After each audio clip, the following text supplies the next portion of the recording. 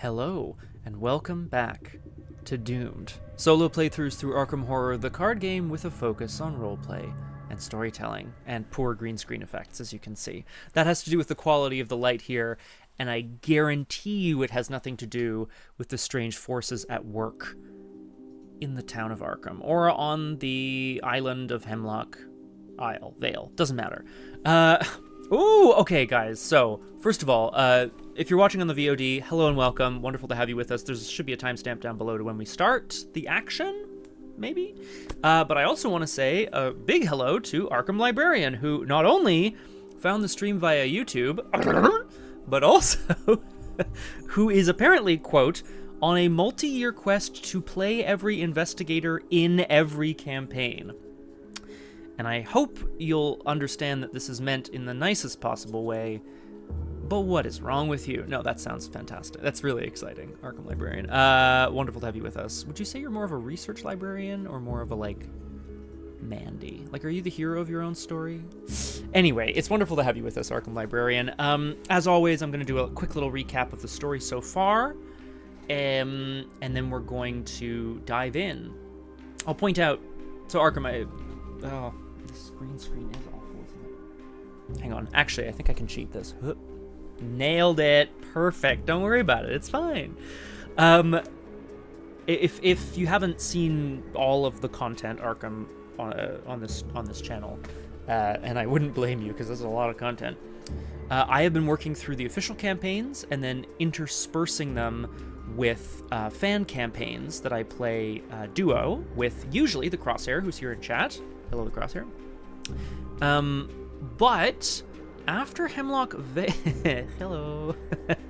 After Hemlock Vale is complete, I'm gonna give everybody a bit of a roadmap. But the plan is tentatively a couple standalone challenge scenarios with a new player in the Arkham Doomverse. Then, just for you, Flower of August, we're gonna do some fan content solo, which is gonna be a deck building stream and a thematic Frosty build. Not to be confused with... No, you know what? Never mind. And then, I believe, Crosshair, or at some... Anyway, we'll figure out the order of this, Crosshair. But then, into another fan campaign with the Crosshair, which I'm really looking forward to, because that's, like, more of the... it's the sort of tone that campaign looks like it's the tone that I like. Yes, and then it's spooky season! I will say, team, are we going to get through the finale today? Probably not. Probably not. But you can't get through something if you don't start. Yeah, that's the one. Oh, shoot, I never turned down the music. Let me know if it's too loud. So far, okay. Alessandra Zorzi, as we know, socialite by day, criminal mastermind by night. She was given an assignment in Arkham to steal from someone by the figure known only as Zamacona. She kept a little relic for herself. Yeah, exactly, weirdness. Optimism... Look, spoilers ahoy, but optimism got us through the haunted house last week. Like, I don't know what to tell you guys. There were a couple of moments where I was like, well, the tentacle token spells doom for this whole thing, but we clutched it. It's pretty awesome. The couple of elder signs really, really, really helped. Okay. Alessandra Zorzi kept a relic for herself in the theft, and maybe that's coming back to bite her. She's also currently at the behest of, I always forget his name. Oh well, Henry Armitage, is the face of a scientific expedition to Hemlock Isle. She is here to maybe make some connections, probably steal some shit. And now that she realizes that Mother Rachel has indeed got a full-fledged cult going on, get the hell out of here. Broad strokes of the campaign so far. We've made friends with the troublemaker, Simon Atwood, who had a plan to plant fireworks around the Vale. Unfortunately, Alessandra couldn't keep up her end of the bargain. She couldn't plant the fireworks because there were too many people around watching. She's hoping that Simon managed to get the rest done. That's me popcorning with coffee. Other things that have happened, we checked out a cave, we checked out a shoreline, we reunited the Peters family. we investigated and cleared the infestation from the Hemlock House. We managed to rescue Birdie in the woods, and we managed to not save any captives on the longest night, but we didn't die, so, you know, that's good. Dr. Rosa Marquez also has a plan. It is now the final evening, which tells me that not only have we all been weakened to the point of perhaps there will be no escape, but that Alessandra is ready for one last-ditch effort. She's going to put everything she's got into whatever happens so that she can deal with the people she needs to deal with and GTFO. In the recent additions to the research team, she's made sure to smuggle along one of the O'Banion gang's drivers, Chuck Fergus, and the hope is that he will be able to get her out of here. I'm going to read Flower of August comment here. I never really got how much mythos knowledge, to use a TTRPG term, the characters are supposed to have. Is this Alessandra's first encounters with occult stuff, or has she been on this rodeo before? Great question, Flower. I would argue, first of all, welcome to the final evening. And yes, these are skeletons worshipping Mother Rachel, worshipping a blood moon. Get it. Whoop. Let's have a look at Alessandra Zorzi. I think the short answer, Flower, is I feel like if the Arkham Files little bio here, yeah, if the bio mentions anything about, like, specifics of having dealt with the occult before, probably. So I'd say almost all mystics. Sorry, definitely all mystics. Most seekers, because they're out looking for trouble. And to a certain extent, I think some survivors. Rogues and guardians, I think, are a little, like, more armored against the mythos because they're skeptical, generally speaking. Again, not hashtag not all guardians, but, like, that's how I feel. If I kind of briefly zip through this bio here, it says, a new job with the shadowy Zamacona brought Alessandra to Arkham, where the Countess learned that more lurks beyond the suggestible, rich, and frivolous excess than she previously thought. I like to think that the only thing she's really encountered so far is that Zamacona didn't feel quite like most people she's met. And now we know, because of his appearance in Hemlock House, he is an alien? I'm loving the emergent narrative of Zamacona as an alien, though. Okay, before we draw our opening, I'm not even going to look at the prelude, guys. Before we draw our opening hand, we have to attach 3 different trick cards to Bewitching.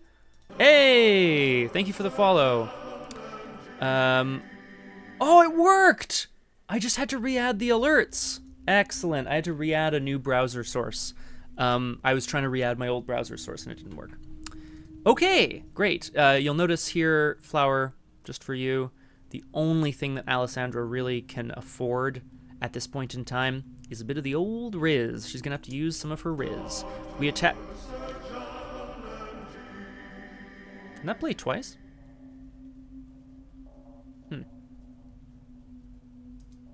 Did that play twice? Yeah, that was weird. I wonder if there's 2 instances of it now. Oh! Guess we're just gonna have to figure it out. Anyway, Beguile. I like Vamp. I think Vamp is great. And I feel like we want Stir the Pot on tap. So to speak. Twice Sung. Great deed name for a Galliard. Says me. Okay. We draw our opening hands. My friends, this is it. This is what we've all been waiting for. It is the final evening. We'll read the prelude. We'll see what we need to do. And then I think we're going to try to confront Mother Rachel, or at least start a confrontation so that we can get the hell out of here. Let's draw our opening hand. Let's get doomed.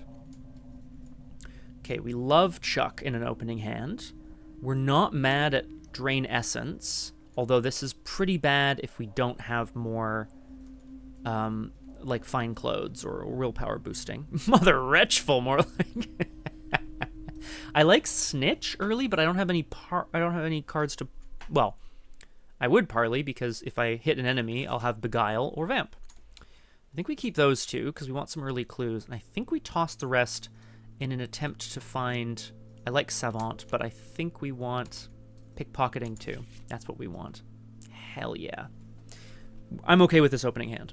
I need a bit of money for Chuck Fergus and pickpocketing. Let's look at this guy. Chuck Fergus, the O'Banion driver. He's holding what I can only assume is a shillelagh. Love this guy.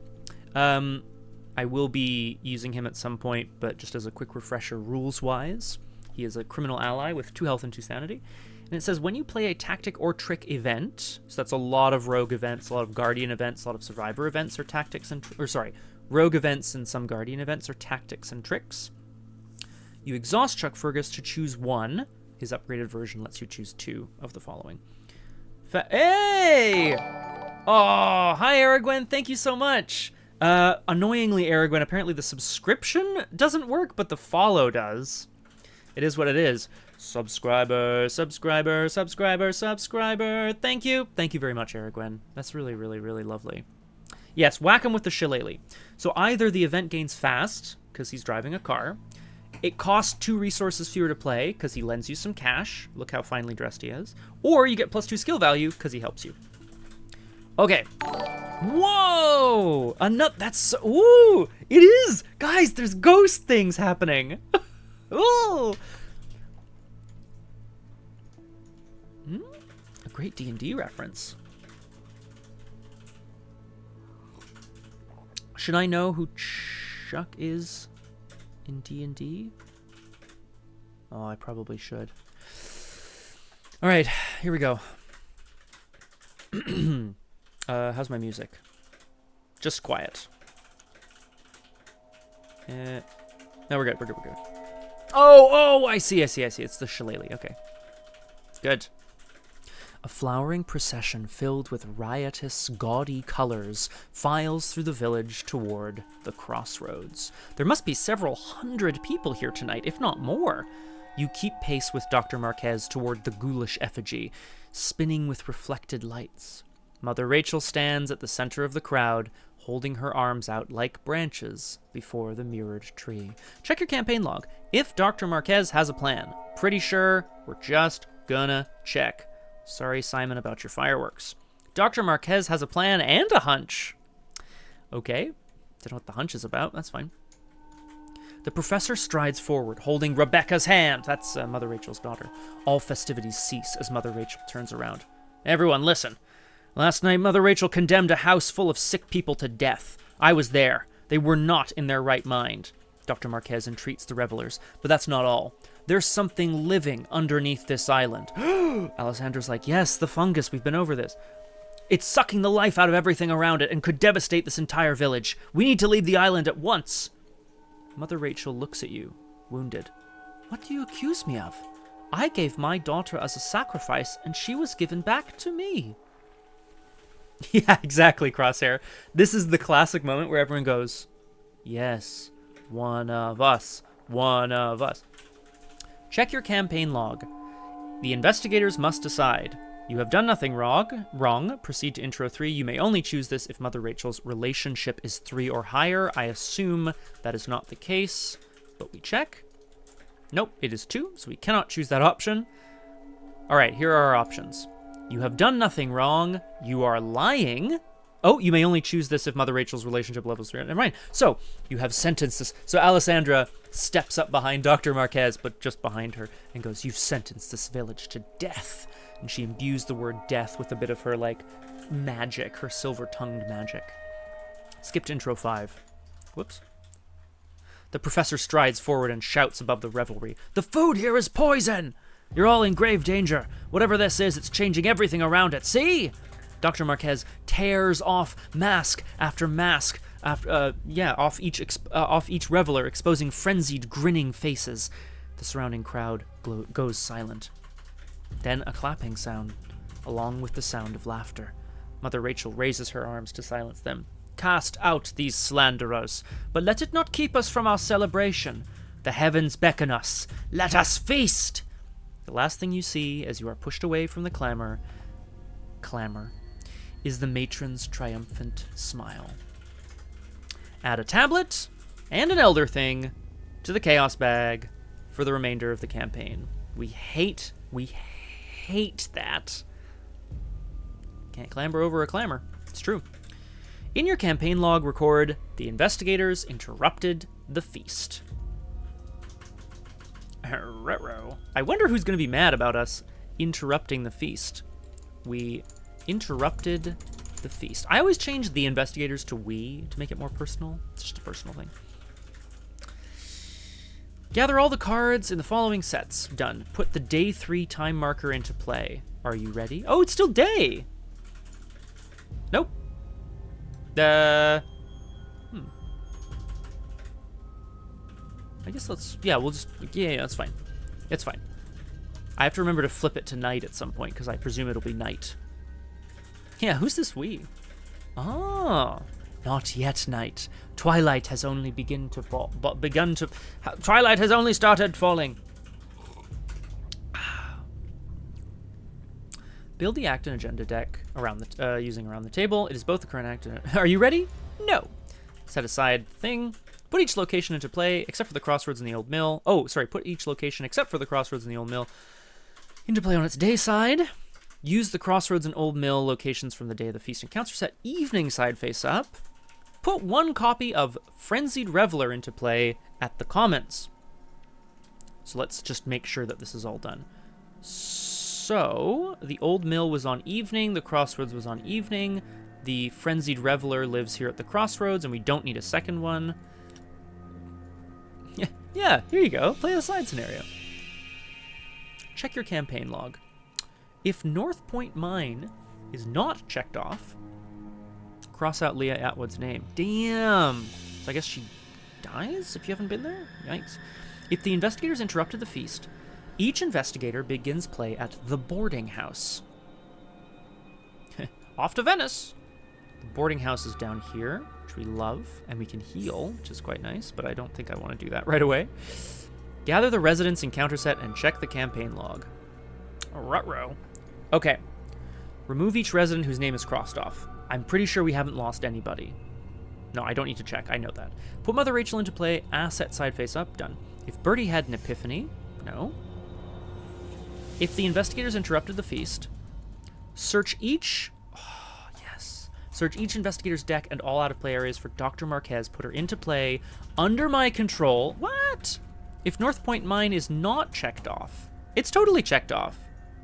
Oh, Leia. Oh, hang on. No, hang on. Yeah. Let's go have a look. North Point Mine, baby. That was the first scenario I did. It is checked off. So I don't lose her. That's how I'm reading it. Please, someone correct me if I am incorrect. I will read it one more time. If North Point Mine is not checked off. Cross out Leah. Yeah, we're good. If the investigators interrupt the feast, search for Dr. Marquez, put her into play. Mwah! She does not take up an ally slot, which means the Riz still gives me 2 ally slots. We love a good Dr. Rosa Marquez early, so to speak. What do you think it means? Okay, she gives us an intellect and an agility. Oh, I misheard. Oh, okay, good. No, it's good. All good, folks. Put Leia Atwood into play at Hemlock Chapel asset side face up if her relationship is 2 or lower. Ooh, I do not like where this is going. My team, my friends, 2 or lower is the break point that I was not ready for. This is okay. Let's just have a... So I'm going to take a look here. So. Oh, good idea, Crosshair.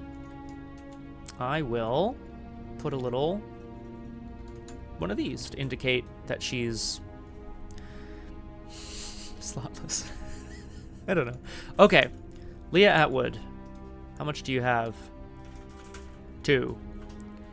Not enough. She's not our friend. Where are you, Leah Atwood? Whoop. Ooh, I don't think so either, Flower. Put Simon Atwood into play at the Vale Schoolhouse. Yeah, what the hell, weirdness. I agree. Simon Atwood we have at least 4 relationship with, so he's an asset. That's great. Gideon. If Gideon's relationship is 3 or lower, flip him to his enemy side. Guaranteed. Yeah. Oh, the old... I found your damn treasure, you son of a gun. What the hell is this? one by one, the residents of the Vale turn on Alessandra and Rosa, Dr. Rosa Marquez. Put Judith Park into play if her relationship is 2 or lower, and then Theo, if his relationship is 2 or lower. I did so much for you. Theo! Oh, son of a gun. Man, that's annoying. I did so much. Oh, that's a lot of enemies, team. We'll look at them all momentarily. But that's a lot of... Whoa. Well, obviously the food, the fungus beneath the earth, Yeah, I think so, Crosshair. That's what I'm reading here. I blame the gray eggs too, weirdness. Set each other resident aside out of play. You are now ready to begin. I hope so too, Flower, especially considering how, good we are at talking to people. Check setup for frenzied revelers. Do not place doom. Great. Around the table, revelers dance to raucous music while others gorge themselves on rank platters of oily food. Visitors and locals alike collapse in fits of laughter while others claw at their eyes. Each of them wear a wild, gleeful smile. Objective: confront Mother Rachel. If Mother Rachel is defeated, resolution 1. Okay. Let's go. Skulls are -3. Cultists are +1. Tablets are -2. And Elder Things are -1. Oh, look at that. Thanks, guys. Yeah, defeat Mother Rachel. Perf. Let's have a quick look at everything on the board just to see what we're doing here. So we start at the boarding house. We're allowed to ask around about the Vale, although I'm not sure I want to, really. Mother Rachel. She comes into play asset side face up. I'm just putting it out there. Parley, test will 2 if you succeed. So I presume that once you speak to her and confront her, she'll flip and become an enemy and we have to defeat her. Hello, RJ Cody. Welcome to Doomed. Wonderful to have you with us. We're just getting into the prelude before the final night evening scenario in this Hemlock Vale. Very high level stuff here, RJ. We're on an island. We're just about to confront the head of a cult that is turning everybody into frenzied mad people. We're in danger. That's even better, weirdness. Okay, frenzied revelers are 2/2/2. Oh, Parley, test agility 4. If you succeed, remove them from the game. Love that. Because when frenzied revelers is defeated, place a doom on the agenda. Okay. Judith Park. Woof. Don't make me do this. She's got a rifle. 5/3/2. Hunter retaliates, so she's coming for me. But she has a spend 5 resources to set her aside. So maybe we want to hold on to resources. Yeah, that is quite nice, honestly. The Crossroads says, Parley, you exhort the locals for help. Test will 3. If you succeed, move a damage from your investigator to a resident enemy at the Crossroads. Well, maybe we just try to defeat her as well. The Old Mill, you can investigate the sounds of something rustling. There's a clue on it. The Atwood House is just chilling. Yeah, that'll be great, Flower. Oh my god. Leia Atwood is a 4/4/2. She's not a hunter. Just get out of here. Nobody wants you here. She's got a parley action to test combat 5. Not thrilled about that. Theo Peters. We're all family here except for you. Theo, do you remember when I saved your whole family? He's elusive and alert, and you can discard cards at random to parley to set him aside. I don't know if we should, though. Yeah, seriously, Arkham, I should have dug a little deeper for my fine clothes. Yeah, I think so, Flower. Oh, she's wearing a hat. But also, yeah, looks like her hair is black as well, under the hat. Gideon Mizra also does not have Hunter. He's got a triple action to parley. After Gideon attacks you, discard a card at random. And Simon is here! We love Simon, and he gives us an agility. Yeah, I think so too, Crosshair. The plan might be find some fine clothes, go get Simon for the extra agility, and then keep moving and try to, parley people. We need fine clothes. This is the key, and Judith's going to come and get me at some point, which which we're not thrilled about. Okay. Okay. We also have sneak attack. I could maybe also just like... Oh, they all have so much health, though. Yeah, we need fine clothes. This is the key. Do I want to put down Chuck? How many tricks am I going to play is the question.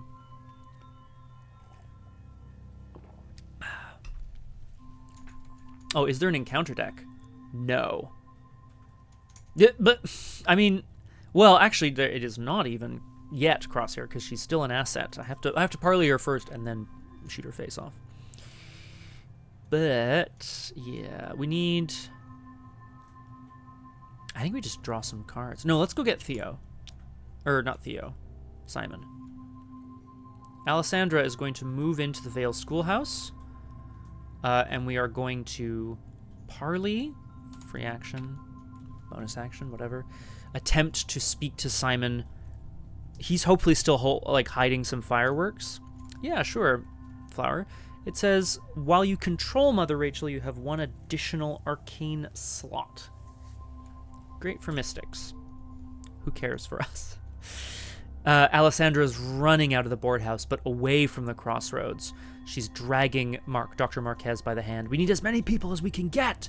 Rushing off to the schoolhouse, where she hopes to find Simon, who, hopefully, had his plan under control. I'm going to test 5 to 2. That doesn't bode well. Let's go again, 5 to 2. That's much better, thank you. Whoa. If you succeed, we're going to Codex 3. If the Vale is full of fireworks. It is not. Prepare for trouble! Simon jumps out of the bushes holding what looks to be a lit stick of dynamite. Oh my god! Reacting quickly, you dive for cover as the dynamite bursts into a shower of sparks. Simon cackles at you as you stand up. Increase Simon Atwood's relationship level. Each investigator earns a bonus experience, which I don't really know why that would be of use, because I don't think we're going to get the chance to do anything with that. We also don't take control of him, which means all of that was for nothing. And then I'm going to draw a last action, which is, of course, the worst time to draw.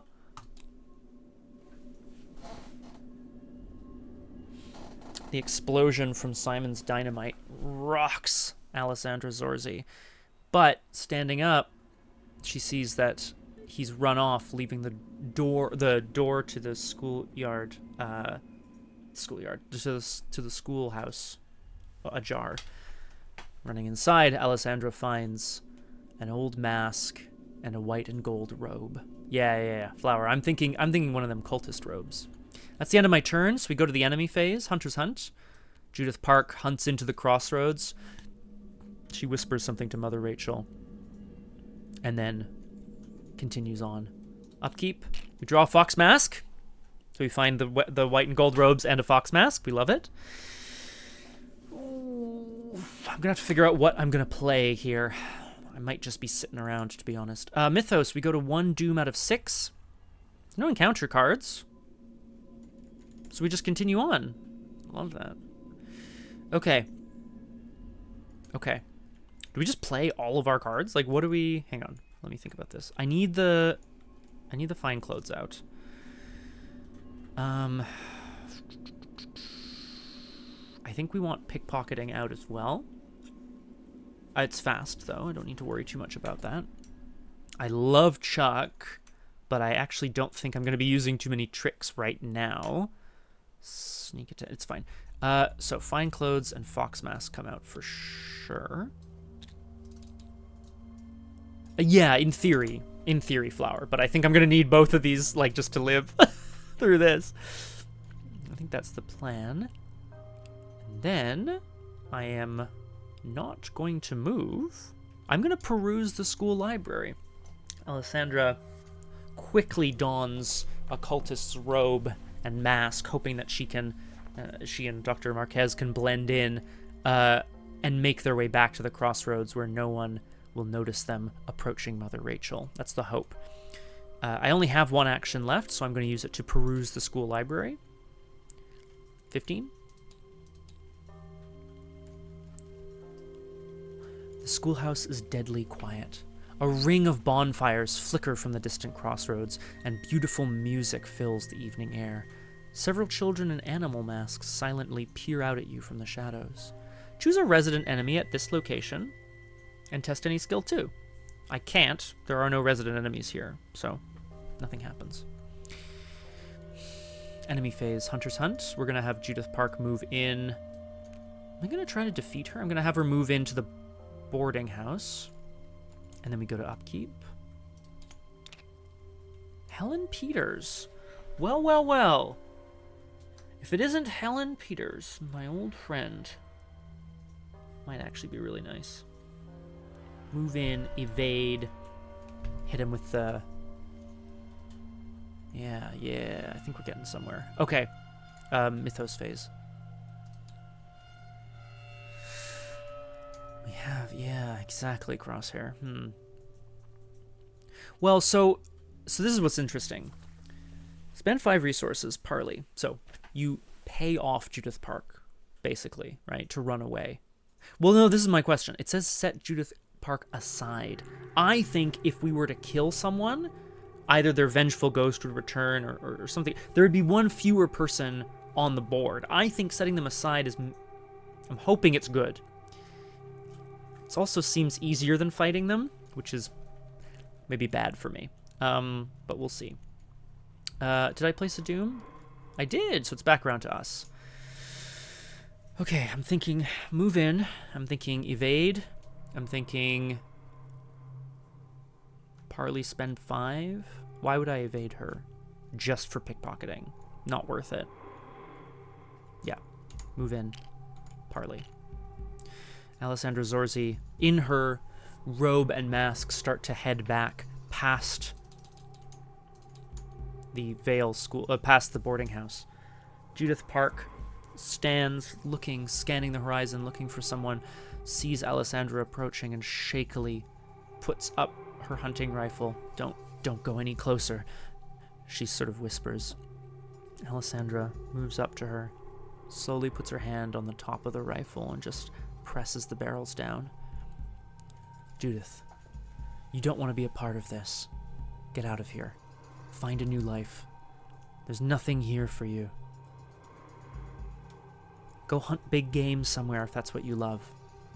Go find someone else to be with. Just get out of here, Judith. Run. And she does. I'm setting Judith Park aside out of play. Oh, the Frenzied Reveler. That's what it was. Move in, evade? Yeah, party. Pickpocketing is fast. I'm going to move in. As Alessandra approaches the crossroads, one of the revelers, driven to madness by music which seems to be emanating from the trees themselves... oh, it's Parley Test 4. I should do that, actually. Yeah. No, let's evade. Let's evade, because I want to trigger... Do I care about pickpocketing?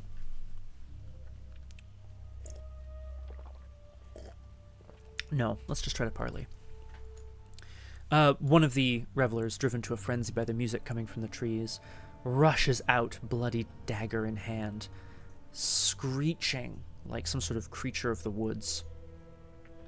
Alessandra holds up a hand to try to catch the knife as it's coming towards her, which I don't recommend, by the way. We're going to parley test agility 4, which is reduced to 2, so I'm at 5 to 2. And I will use a Fox Mask charge to go to 7. Tablet, -2. If you have fewer than 3 cards in hand, treat it as a 0. But that's still a success. We remove Frenzied Reveler from the game. As Alessandra reaches out, when it's defeated. Haha. Yes, so the Frenzied Reveler, when it is defeated, we would add a Doom, but the parley action just removes it. I think the idea here is that, like, maybe we should be killing things, But that accelerates the cultists' plans, right? Blood for blood or whatever. We'll see. Alessandra breathes deeply, looks up, and sees Mother Rachel still standing, arms outstretched. Beatific? What is the word I'm looking for? Saint-like is B-E-A-T. I don't know how to pronounce it. Anyway, yeah, I'm sure that's fine, weirdness, right? So in fact, maybe weirdness, maybe you make a good point. Maybe we want to get rid of as many of these people as we can. Maybe. We still have time. Okay, enemy phase. There are no longer any enemies on the board. That hunt. Let me go to upkeep. It draws us a Drain Essence. We're not mad about that. We go to 3 Doom. Time is starting to run short. We don't draw any encounter cards still. We don't know, weirdness. We just don't know. So it's back around to us. I could try to see what Mother Rachel's deal is. And then, if I need to, I could run in and discard 3 cards at random from your hand to set Theo Peters aside, etc., etc. That'd be great. Beatitude. Beatific. I feel like this is the word I'm looking for, but hang on, that's not a word. To the internet. Aha! It is. Oh, it's blissful or happy. Beatific. Yeah. Yeah, to make saint-like or something of that nature. How are we doing on music here? We've got lots. Let's go there. Okay, my friends. It is back around to us. What I would love to do is move in and parley and set Gideon aside, but I don't know if we want to... maybe we do want to, like... Yeah, maybe we want to, like, save Mother Rachel here. Ah. A deceased person is declared blessed and worthy of limited public veneration. No, that's too much veneration. Hey, whoa. Too much veneration. I'm thinking I could also... Yes, I'll get a Fox Mass charge back. Let's parley with... Well, let's confront Mother Rachel. Okay, right? The objective is to defeat Mother Rachel. I don't know how that's going to go. Juste une petite vénération. Ça va. We're going to test Willpower 2. Of course, that is reduced to 0 by the fine clothes. Seeing us resplendent in our gown, Mother Rachel is thrown for a moment as Alessandra rips off her fox mask and points a finger at her. You have done wrong, she splutters. I don't know, something like that. This is a little lame, isn't it? I'm going to test 3 to 0. That is still a success, my friends. We go to 1. Mother Rachel. If the investigators believed, yikes. If the investigators lied, otherwise. Mother Rachel stands up from her place at the table. Flies buzz around the feast as the matron draws a long ceremonial knife and buries it in the chest of one of her followers. The rest barely take notice as they shovel food into their hungry mouths.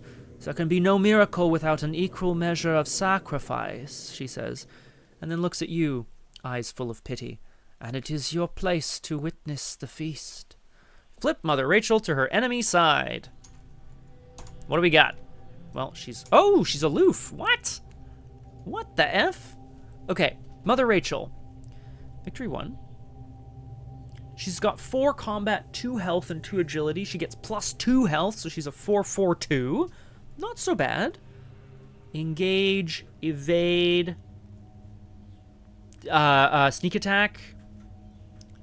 After you deal 1 or more damage to Mother Rachel, choose a different resident enemy at her location. That enemy attacks you. Of course, as per the art, she is commanding her forces.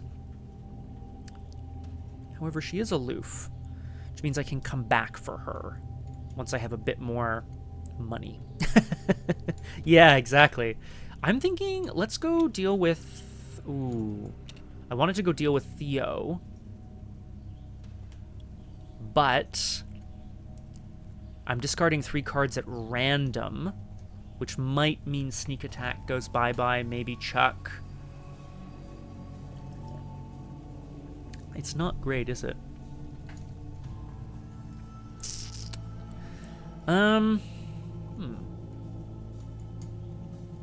Is it better to deal with Mother Rachel now or not?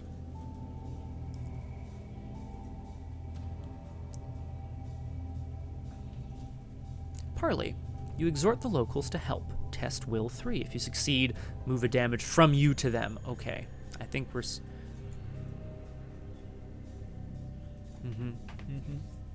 Oh, interesting point. Well, hang on, Crosshair. It says discard 3 cards at random from your hand. So I think you can't take that action unless you have 3 cards to discard. Although if I knew what they were, like, say, if I used my sneak attack... Engage Mother Rachel. Alessandra moves up to the cult leader. She's going to attempt, basically, to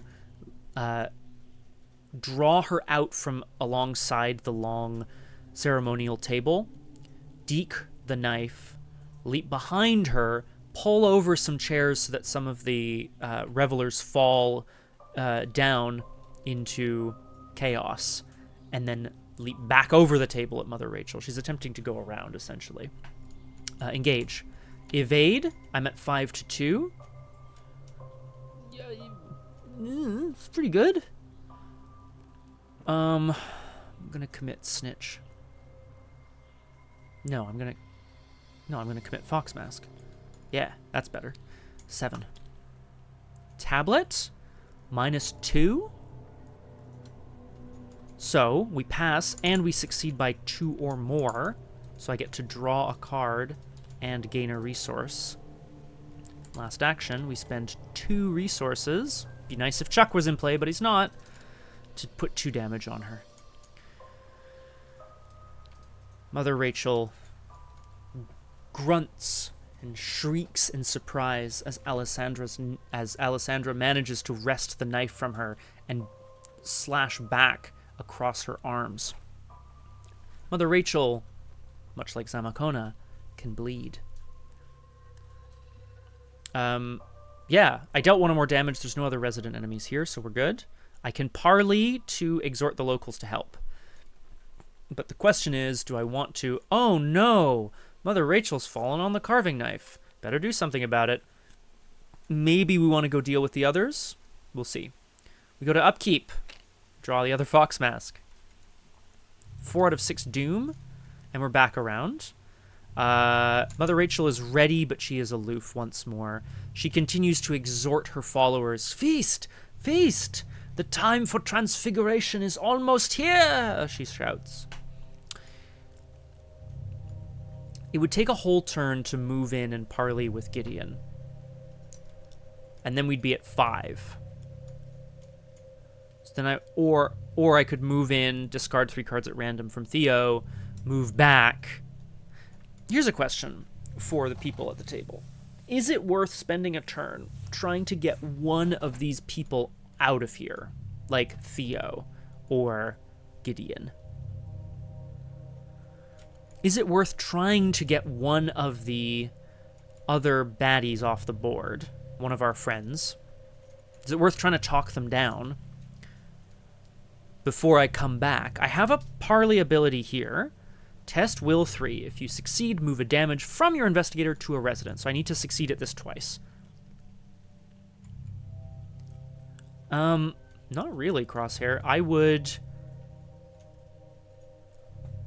No, Flower. I don't think... Unfortunately, Flower, I feel like we didn't have enough relationship with him, which is too bad.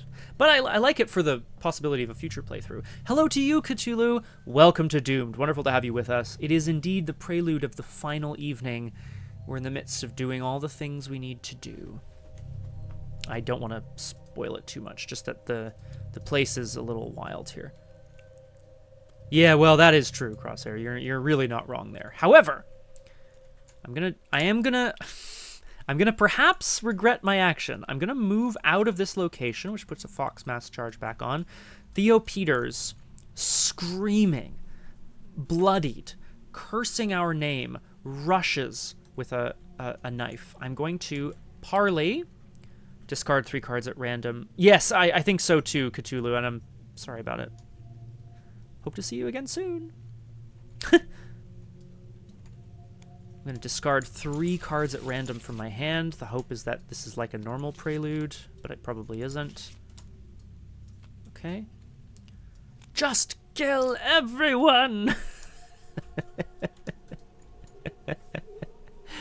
Set Theo Peters aside out of play. We're going to move back, and we're going to attempt parley. You exhort the locals for help. A crowd of revelers dance around a roaring bonfire. Mother Rachel stands before it, smiling broadly, but now bleeding from her arms and torso. Test Will 3. That is reduced to 1. So I'm at Stir the Pot. Ooh, baby. Ooh, baby. I didn't have to crosshair. She is aloof, which is fabulous. And Mr. What's his name? Mr. Theo Peters is now out of play. Stir the pod. Stir the coffee pod. Do I want a copy of one of those, though? No. So I moved back. Last action. I'm going to attempt to parley. I'm going to attempt to get people on my side. I am at 3-1. And I'm going to commit Helen Peters to the test. So 5. If I succeed, Flower. Because, good shout, though. If I succeed, this parley, I will discover 2 total clues among my location and connecting locations. But it has to be connecting, right? So I have to do it here, basically. Great shout. Oh, and then she says, after the discover the last clue at your location. Okay. I drew an Elder Thing. An Elder Thing is -1, reveal another token if it's a parley. So I'm at 4. Yes. Okay, success. The people, beguiled by Alessandra Zorzi's honeyed words, rise up from the table and begin to fling their food at one another, chortling with joy, giggling, screeching with laughter. And then one young man picks up a fork and begins to jam it into the skin of the person next to him. Everyone picks up their utensils and begins stabbing essentially at random around the table. This is the madness that has been inflicted upon them. But in the crossfire, Mother Rachel starts to fall as well. And then yes, I will... oh, no, I'm sorry, it's move 1 damage. I'll take it. And then yes, I will snitch and pick up a clue. Ooh. Someone comes up and goes, "Psst, did you hear the old mill?" Okay, that's that. We go to upkeep. Okay. We go to 5 doom. I need to succeed this. He said, confidently. What an idiot. There is a codex for investigating the sounds of something rustling. On the day side, Flower, there was a like, when you get the last clue, blah, blah, blah. But, yeah, I think so, Crosshair. Famous last words. Let's go 3-1, please. 3-1. Alessandra tries to cry out over the exhortations of Mother Rachel, trying to convince the people around the table to get into a frenzy. That's -3. -3. Fail. Let's go again. Yes. We move a damage from us to her.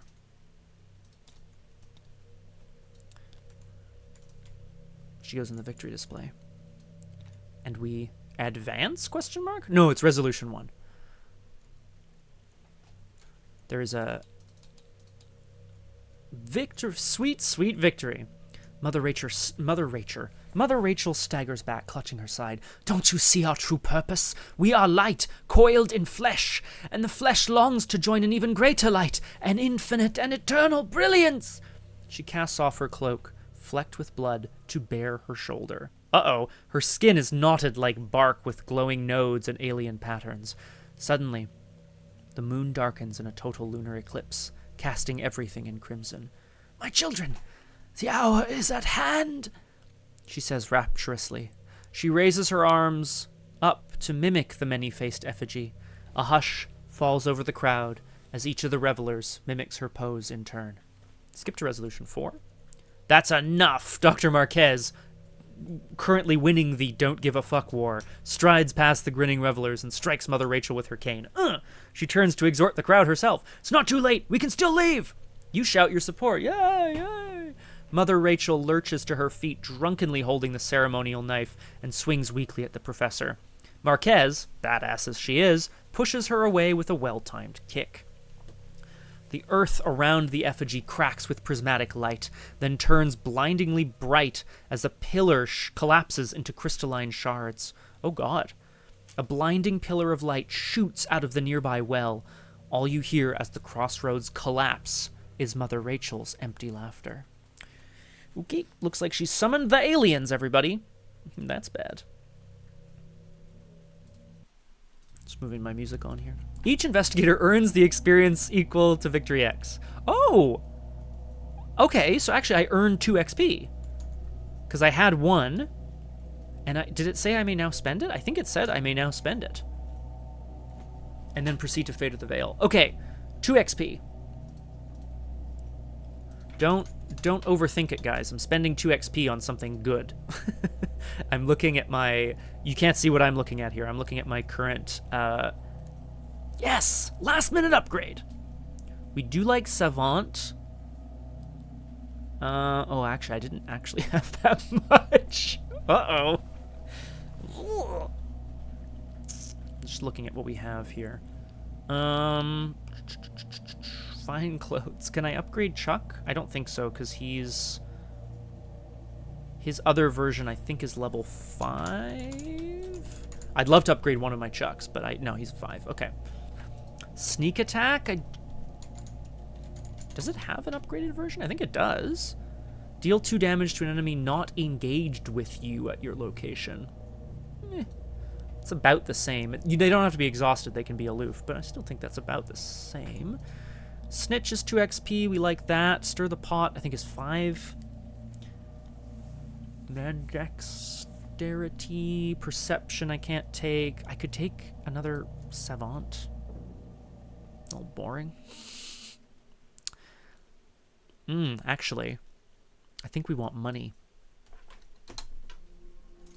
Because all I have for money are my easy marks. So... Isn't this fun, guys? Isn't it fun watching me use my computer to... Okay, hang on. Ooh, I could take maybe it's not called Sure Gamble. What's it called? Sort by type. It's called... Not Sure Gamble. I'll have to find it. It's an event. It's a great event. What's it called? Hot Streak! That's the ticket. 5 for 10. I mean, yeah, it's just there. I could also take, as suggested, Emergency Cash 2, which is 3 resources, but I draw. As much as it seems a bit wild, I'm going to take Emergency Cash... Is it... It's less... It's fewer resources, but it feels more thematic to me. No. We want to be on a hot streak. Let's be real. Okay, we take a hot streak. What am I taking out? Something that I'm not going to need. I also wonder how the, setup is going to work. Because normally you skip a bunch of setup. So I think we just set up normally, rather than keeping stuff in play this time. Yeah, I think that's how that works. I think we take out that. Okay. Okay, thank you, Arkham Librarian. Arkham Librarian here, with all the Arkham knowledge. Okay. Thanks, everybody. Let us do this. Just gonna quickly remove a card, put in Hot Streak, and then you know what I should actually be doing if I was a smart boy. I'd be taking a break here, so that I could set up and take a break. Okay, You know what? Actually, I think I am going to do that. I know that's... Well, we can... Yeah, let's look at Fate of the Vale first. I did. I took the 2 XP version. Flower. I know I'm going faster. I typed in flower. I know I'm going fast. Okay.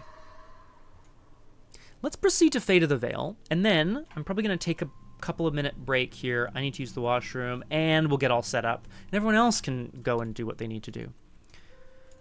Head spinning. Oh, God. Oh, I thought it was an interlude. It's a scenario. Fuck it, I'm gonna read this. Guys, I'm gonna read this and then we're gonna go on break. Head spinning, you stand up in an iridescent cavern. Smoothed, polished walls flicker with cool blue light, reflecting nightmarish images. Twisted stalagmites furl and unfurl into spirals, reaching up toward the ceiling like the stalks of some antediluvian flora. Hello, Aragwen. Love that you're here and you're ready for this. Screams fill the air. Classic. The cavern floor is covered in revelers clutching their limbs or heads. Yikes. Cracks of shining light form on their skin and grow in intensity. Everything in the shining chamber is distorted by a gelid? Phosphorescence. You feel as though you are breathing heavy smoke in the thick, warm air. Ephemeral forms whirl about an Empyrean brilliance at the center of the chamber. Silhouetted in front of the core of pure white light is Mother Rachel, her hair unbound and floating as if in deep water. Your head pounds as you stare into the brilliance, because of course you shouldn't stare into the thing that is incomprehensible. And now you look down at the cavern floor.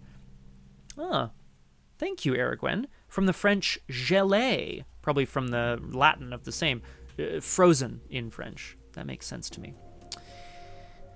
The injured revelers have stopped moving and have gone gray and powdery. Oh boy. A few are clear as glass, refracting the clear light of the abyss into prismatic arrays. Others stand petrified, holding their arms out toward the brilliance, each face frozen in a ghoulish smile. Yikes. Well, you go tell your teacher that this is an educational channel, Flower. The sound of Mother Rachel's laughter echoes through the chamber as the matron stares into the abyss, holding her arms up overhead. Smoke gathers around her as her body dissolves into gas. Unsure of what is happening, and now, of course, Alessandra can't get away, which is what she always wanted, you run up a hill of petrified human forms toward Mother Rachel and the abyss. It's fucking gelid out here, huh? Bones and desiccated corpses crack underfoot as you clamber to the top. Mother Rachel looks at you, exultant, before her body sublimates into pale fire. God damn, Mother Rachel, what the hell? An all too familiar euphoria floods your senses as the alien light pulses and bends the chamber around it. You feel an invisible hand on your shoulder. You brush it away. Something feels different. You hold up one hand to see a small spidery crack of light form on your palm. The fissure lengthens to creep up your wrist and then your arm. The accompanying pain sends you into a dead faint. You wake up and see your in the gear. I'm not gonna try to read this. I mean, I kind of am. You find yourself find the body of a black cat and a swimming thing crawling across the darkness, chaotic darkness. How are you and why are you here? Whoa. Thanks, Arkham. Here, I'll try it again, Arkham Librarian, just for you. You wake up and see your elfst and in gat feed geofabrod chasms rin get down. You see the black, etc., etc. I'm not going to do that.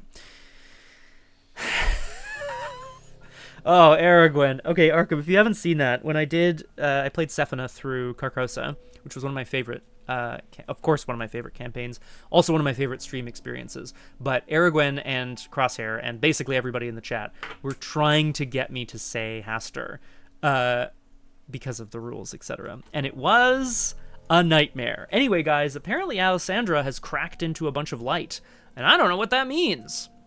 Let's save. And I'm going to go with Rutrow. I have to set up. Yeah, there we go. Fell in the hole. Alien stuff. Mother Rachel is somewhere. Probably exploded into light as well. A black cat. And there's languages cuckoo here. Who knows? I'm going to take a couple of minutes break. I need a little break anyway. And I'm going to set up the scenario. Also, y'all take a break. Do what you need to do. I'll be back in, I don't have a countdown timer, but let's say 5 or 6 minutes. And then if I'm not done the setup, I'll still come back so we can chat. Okay? 5 minutes or so. See ya soon! I'm so excited for the finale. See ya in the Fate of the Vale. I am very much... Did I say 5 minutes? Because I meant however long that was. Welcome back to Doomed. Wonderful to have you with us. I agree with Crosshair. I think, despite what I've been doing for Mother Rachel's voice, I think maybe she's more of an evil Eric Gwen. Weirdness is not doing the Final Fantasy XIV MSQ, which is... I mean... Oh, great. Okay, perfect. I haven't even done the setup, really. You all heard the bong, so that's obviously happened, but... okay. What does MSQ stand for, Weirdness? Because I feel like I should know. Because I want to say game's done quick, but it's like, you know, make save quick or something. I should know, but I don't. But I'm thrilled that you're here. I hope you're not missing something more important. This is the fate of the universe, but it's just the fate of my universe, not yours. Y'all should do... Oh, main story quest. There we go. Oh, Weirdness! Come on! Okay. Team, we're back. I don't know what to expect here from this scenario, the Fate of the Vale. I have not actually done the setup, I just clicked place. We're going to see what it does. Gather all the cards from the following encounter sets. Oh, I see fire. You're going to love that, Crosshair. Put the Night 3 time marker into play, you are not alone. Which we have done. Let's have a look at it. It's got the blood moon on it. In which we take our place in infinity. Ooh. Ooh. Oh, the Abyss instructions. Oh, God. What the hell is that? Oh, no. Okay. Arkham Librarian, you're not spoiling nothing. Thank you. Keep it that way. I'm also excited, but my goodness gracious. What? Oh, no. Oh, no. Flower, don't. Oh, no, no, no, not my skills. No, no, no. Flower, flower, flower. This is all about the story, okay? This is a story. If Alessandra doesn't survive this, it has nothing to do with me. It has to do with... It's a skill issue. Get good, Alessandra Zorzi, the Countess. No, just like... If it doesn't happen, it's because it wasn't meant to. And also... Here we go. Replace each investigator's card... Fuck. With a Shattered Self investigator card. See Shattered Self. Remove each other's Shattered Self from the game. Okay, I don't know what Shattered Self is, but it doesn't sound good. Ah, why was it underneath me? Oh, sweet Jesus. Shattered Self. I agree, Weirdness. I think, well, this is what... Zamacona is the G-man of this universe, for sure. Your maximum hand size is reduced by 3. X is the number of cards in your hand. Oh! Correct, Flower. However, I am enjoying this. Okay, so if you have 5 cards in hand, you have 5 stats. After you commit a card to a skill test you are performing, double the skill icons on that card until the end of this test, once per test. Elder Sign +2, you may draw a card. And it says, I am... not... I can't read that. Why can't I read that? Oh, because it's... No, no. I am thou. Not try. Oh, it's just backwards, I guess. Oh, okay. I think it's supposed to say I am not who I am, but... It's not what it says. Anyway, okay, so that's cool. Okay, so Alessandra has been shattered. So, our maximum hand size is reduced by 3, but X is the number of cards in your hand. Max 5. So, at the beginning of the game, I will start at 5s. I am thou. Thou sounds... Thou am I. Yeah. Gather each location from the Fate of the Vale, along with each copy of the double-sided Cosmic Emissary. Okay. Shuffle the 4... mirror nest locations, so you do not know which is which. Put them into play unrevealed, along with the Cosmic Emissary enemy, according to the diagram. I think that's what it looks like. I'm gonna, like, just make sure that that's correct.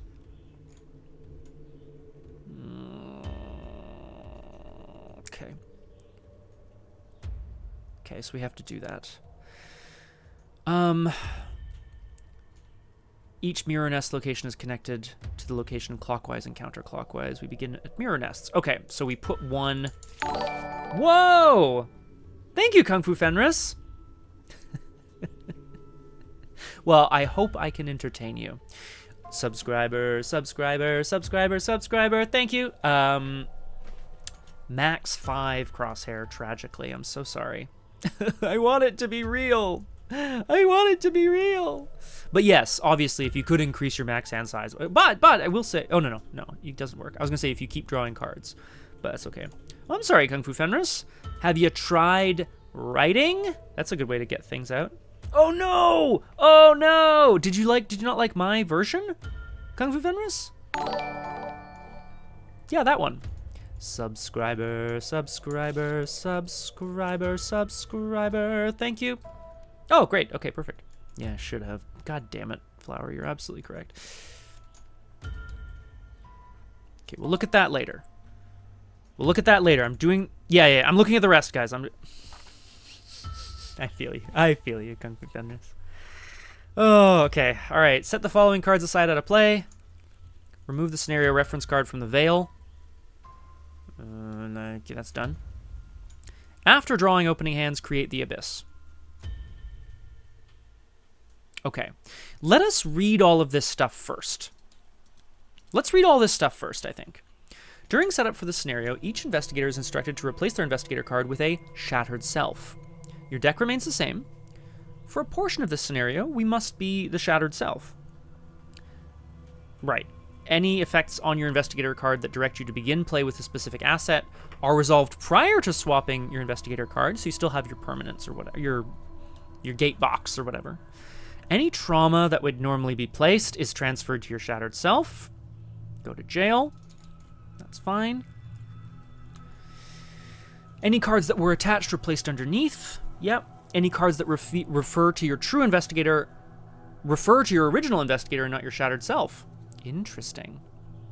Your shattered self has the same card title as your true card.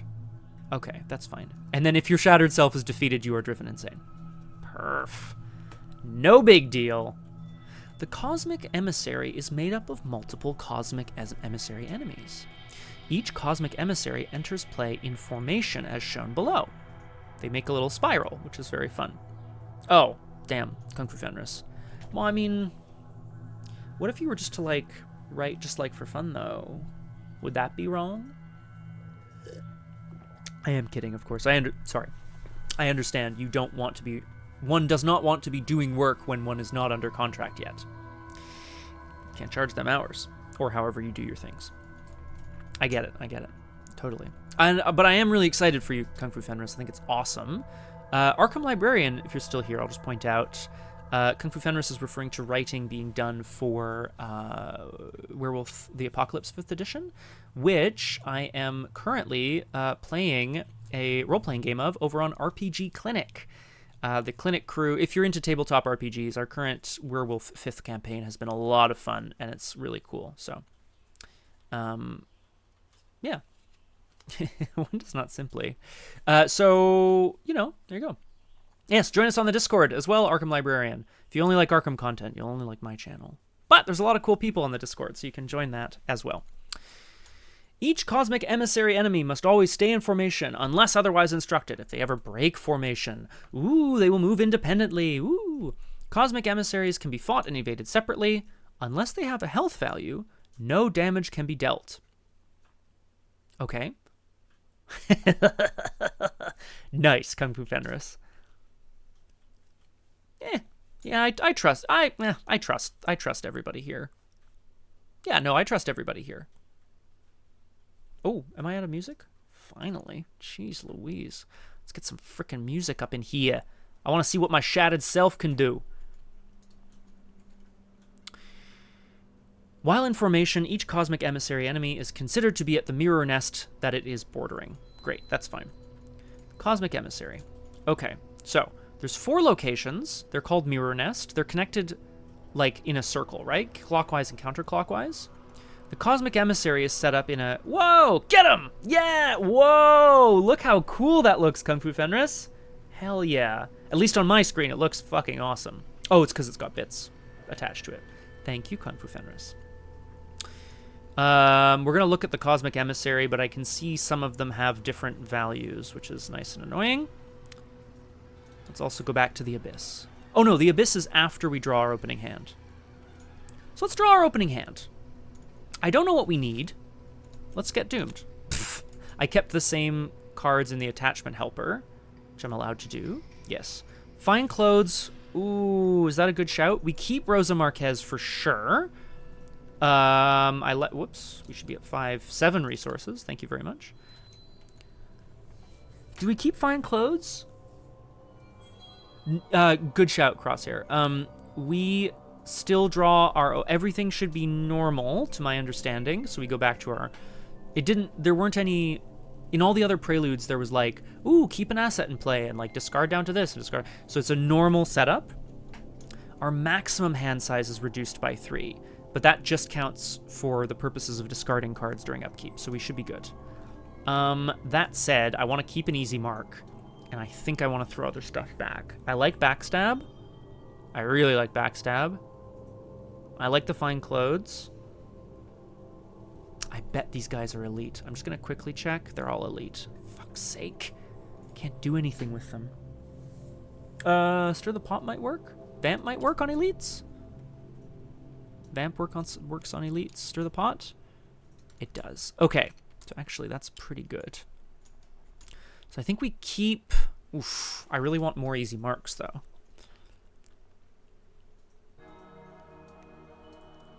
Yeah, I think... No, I think we do this. Okay. Okay. Hatchet Man into Backstab, pretty good. It's not great. Oh, and plus our stats are boosted. Maybe we didn't want to keep the easy mark. It's fine, it's done.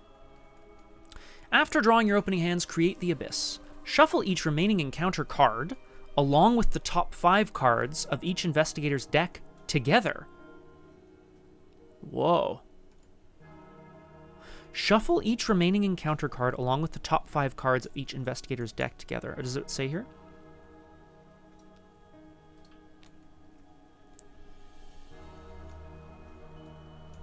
Uh, 5 cards. 1, 2, 3, 4, 5.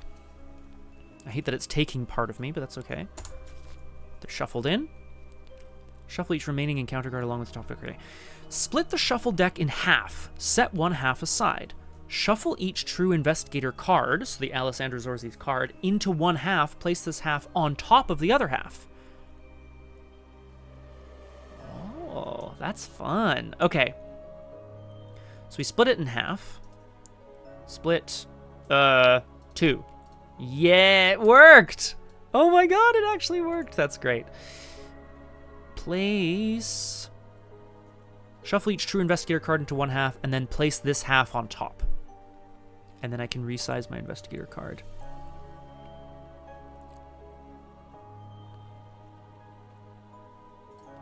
Okay, cool. We're going to read this again in a bit. Up. Group. Shuffle. Shuffle this, and then we'll place that. No, we'll place that half on top. Okay. Guys, I'm scared. Place the double-sided The Abyss card on top of the Abyss. And then let us read the Abyss. The double-sided The Abyss card always covers the top. It is never shuffled in. If one or more cards are placed on top, they are placed under the Abyss, the title card. Fine. If one or more cards are shuffled in, you don't shuffle in the title card. When an investigator would draw one or more cards from the encounter deck, so Mythos phase, etc., reveal cards from the bottom until a card with an encounter back is revealed and draw that card. Each other revealed card is shuffled and placed back on top. Interesting. Yeah. Flower, I'm going to come on to what it says here, but I think this is fine. I understand. So we're going to be drawing from the bottom of this deck. And my true self is somewhere in the top half. When an investigator would draw one or more cards, they instead reveal cards from the bottom until an encounter card back is revealed, so a bad one. Each other revealed card is shuffled and placed back on top. Whenever a card is drawn from the Abyss, refer to the Abyss story card to determine how to resolve it. Player card and weakness effects that look at, search, add, or discard from the encounter deck can... Okay, so you can't interact with the encounter deck because it's not called the encounter deck, it's called the Abyss. Alessandra is here in the Abyss. When an encounter card would be discarded, it is always placed on top. Okay, so we're going from the bottom because it's backwards. The Abyss. This card must always cover the top. Cards are always drawn and revealed from the bottom. When a non-weakness encounter card is discarded, it is placed on top of the Abyss. If it is a treachery or an enemy, draw it. A resident, flip it to its enemy side. Oh god. Yeah, seriously. A player card, it goes to its owner's hand. A location, put it into play unrevealed adjacent the nearest mirror. What the hell? Oh! Any investigator's true investigator card. Its owner heals all damage and horror, takes control of it. They flip their shattered self to its old memory side and put it into play under their control. Okay. So there's a lot happening here, guys. The key is, when we draw encounter cards, we draw from the bottom until we hit a bad card, and the rest shuffle and go back on top. I bet there's also a way to interact with the Abyss so that we could try to draw ourself. Whoa. Draw from the bottom by pressing Alt right-click. Okay, well, I'll try that when it's time. I'm scared. I'm very scared. Woof. X... Okay. Skulls are minus X. One more than the current act. So currently 2. Cultists are minus 4. Tablets are minus 5.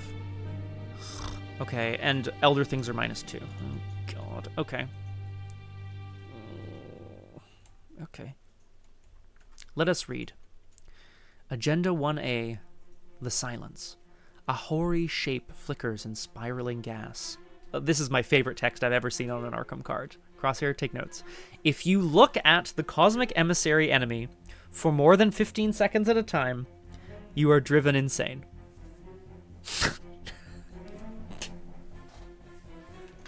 Cool. Great question, Kung Fu Fenris. I'm probably gonna... I want to try to finish the scenario, but it might not happen today. I'm aiming for about another hour, an hour 15. And then, of course, it's Drew Crew at 3 p.m. Eastern. Forced. When you would draw one or more cards from the encounter deck, reveal cards from the bottom until a card with an encounter card back is revealed. All the others go back on top. Great. Oh. Is that a problem, guys? And then Shattered Memories is Act 1A. Why is too bright? Am I dreaming? After you succeed at a skill test at a lair location during your turn, reveal cards from the bottom for each point you succeed by. There you go.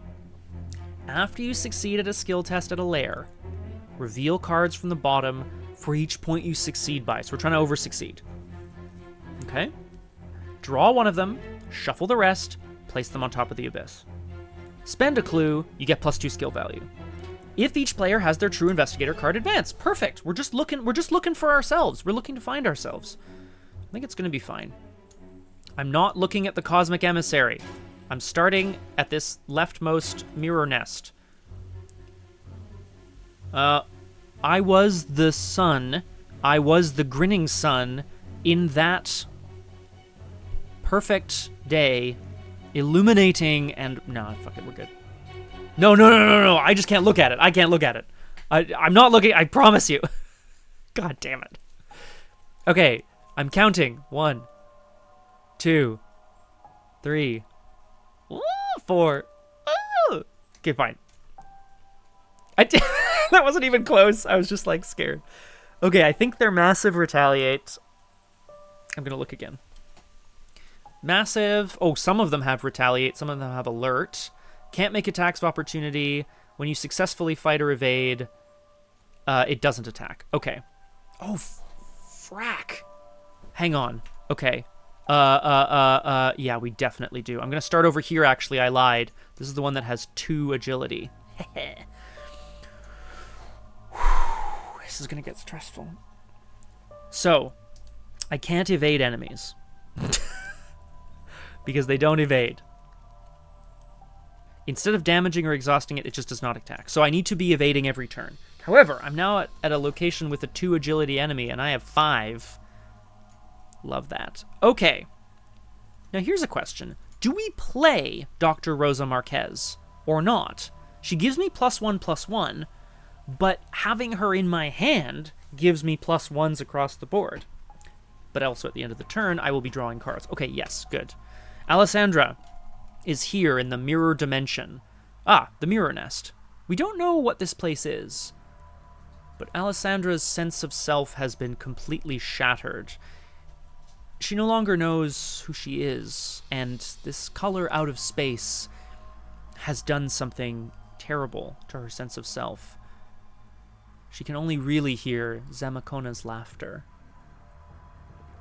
mixing with Mother Rachel's, echoing through the darkness. I think so too, Crosshair. Let's reveal my location. 3 shroud. Oh, looks busted. 2 clues. It's connected counterclockwise and clockwise. When you end your turn at this location, if you did not successfully fight this round, you must either place one of your clues on this location or discard a card at random from your hand. Well, that sucks. If you did not successfully fight.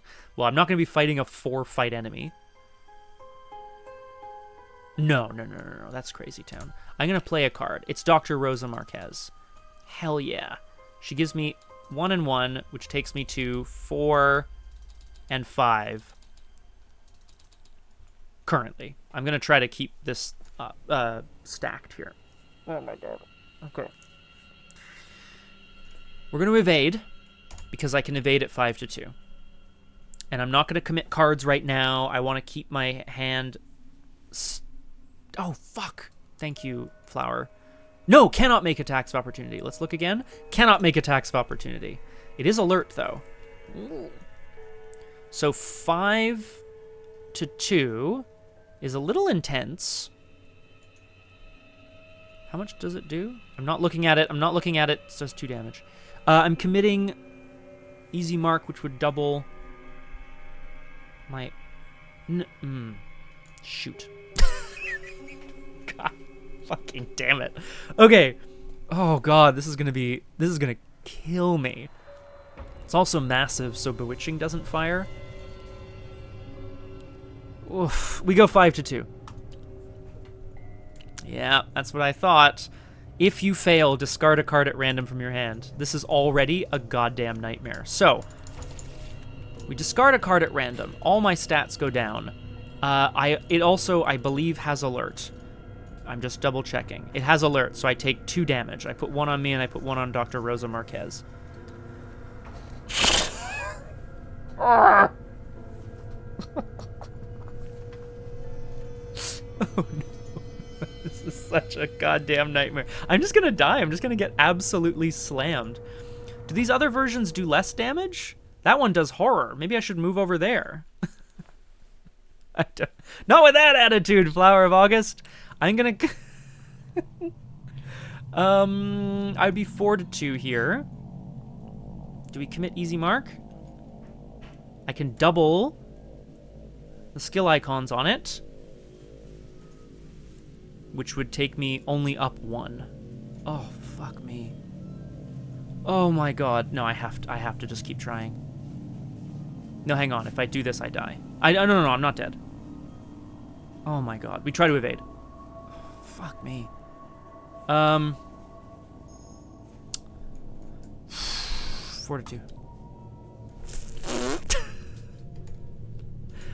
Oh, hang on. Now am I dead? No, not quite.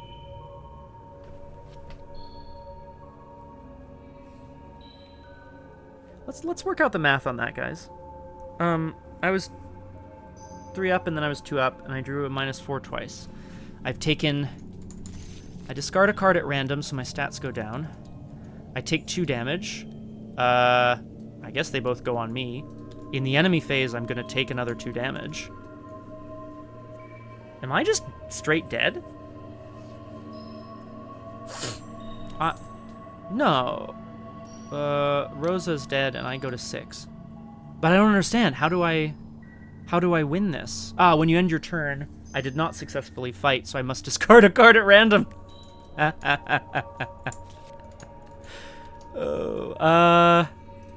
So my stats go down, but then I upkeep.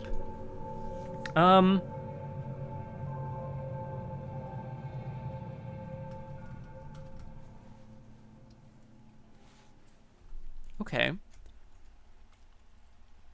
So, if I get clues, okay. I want to be real with everybody in the chat here. I think I rushed that a little much, and I wasn't really talking about story. And the reason I'm considering doing that whole round over again is because I forgot you can still investigate, and then you could spend clues to get plus skill values. So but I suppose I didn't think I was going to fail twice. I'm not dead. Alessandra is not dead. I do feel like I just should have tried to blow through that scenario really fast, and that was a problem. I don't know what else I can do, really. If I did, I would play Rosa again, I'd try to investigate, and then I would try to evade. And I would use the clue, hopefully. Okay, if everyone's okay with it, I'm just going to take it again. I think this is perhaps, maybe even a first. Yeah,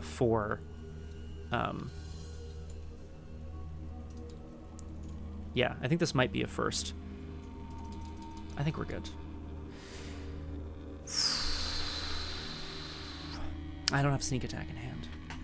Also, it can't take damage, Flower. Oh, sorry, I was about to show you. I will show you. 1, 2, 3. It doesn't have health. So it's basically, if you fight or evade it, it doesn't take... It no longer attacks in the enemy phase, which is cool. It does feel very bad, though, doesn't it? Okay. Do-over? What do-over? Alessandra stares up at the brilliant light, swirling within it all of her hopes and dreams and fears. Every single word she has ever spoken reverberates in the air around her. Absolute chaos bearing down upon her. Let's investigate at 5 to 3. Fuck! Is that 3 cultists in a row? We discard a card at random from my hand and my stats go down. Oh god. And then I think we're going to move? Yeah, I don't want to be at this location. That's what the deal is here. I don't want to be here. I want to go down to this location. And moving doesn't... Yeah, I'm with Flower. Let's look at this one. This mirror nest says, if you did not successfully investigate this round, I didn't, you must either place one of clues or discard a card at random. Okay, well, I ended my turn here. I discard a card at random. What a goddamn disaster. What a goddamn disaster. Okay. Wow. Well, it's that's that. My stats are reduced, but they're going to go back up in a second. Enemy phase. The emissary attacks, and it does 1 damage and 1 horror, which I put both on Dr. Rosa Marquez. Then we upkeep. I know. Yeah, you know what? Aragwen, you're right. Oh, look, it's persuasion again. So we're up to 3s and 4s in our... Yeah. No, Flower, they are not all the same. 3s, 4 and 2. The reason I started over here is because I saw 2 agility, and I figured, oh, I can do with that. And there's a big one up top. I'm trying not to look too much because I'm gonna go insane. I can also just draw cards to boost my stats. Okay, mythos phase. We go to 1 doom, and then we draw cards from the bottom. Draw from the bottom by pressing Alt right-click while holding the deck. Oh, that's fun. There, that one has an encounter card back. Yeah, me too, weirdness. Alessandra runs, but cannot seem to escape.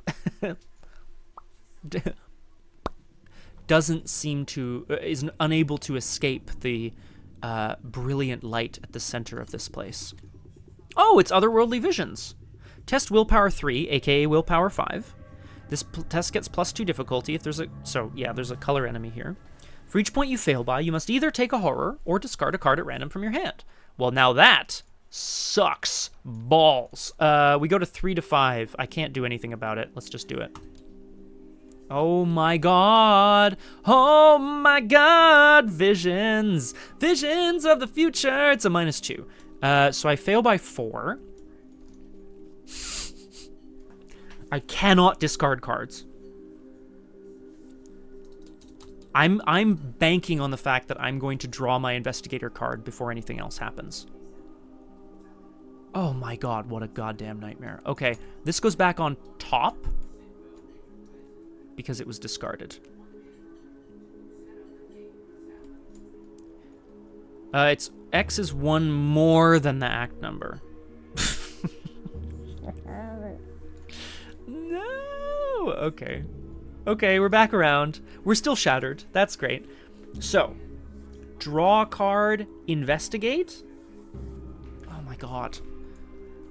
This location says, if you did not successfully investigate, so I need, and the thing can't make attacks of opportunity. So I think we try to investigate. The question is whether I want to boost my, if I want to draw. And I think I do. Because maybe I'll draw like a perception or something. Draw!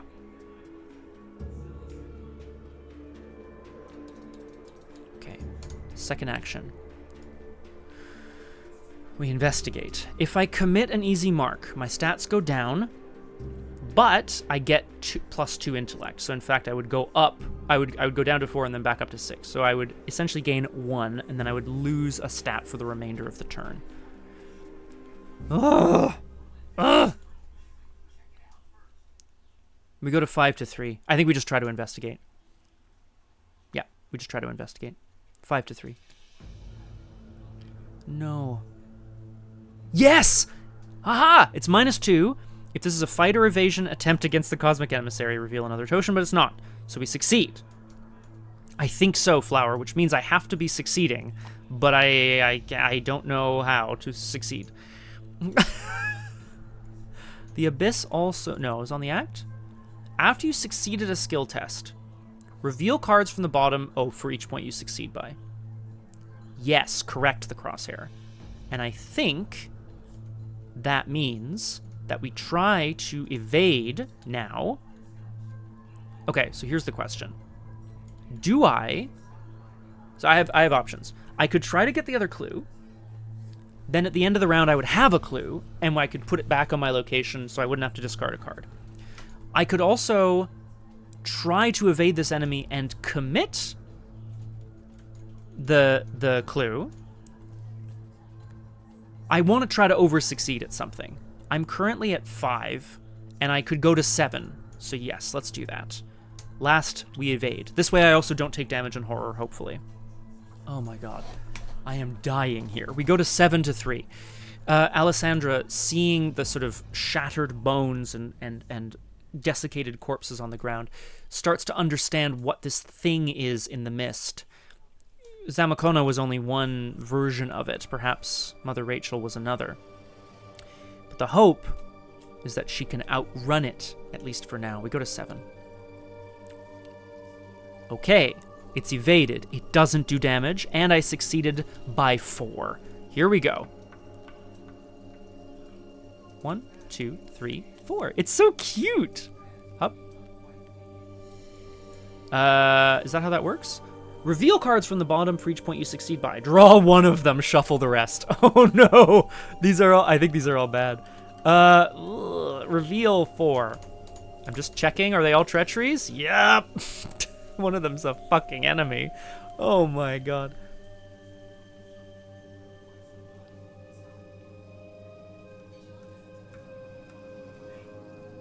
Okay, that's Euphoria. There is a heart within the blight. We'll all go down to purest light. Perf. So this is a treachery that if you fail, you have to take some horror and place Dr. Rosa Marquez. She is a story asset. I don't think I have any other story assets in play. So maybe... No, I would still take some horror. This is discard a card at random from your hand. Test will X. X is that card's printed cost. If you fail, take 2 horror. Calcification. The first time you move, take a direct damage. And I can test to get rid of it. And this is a Crystal Mimic.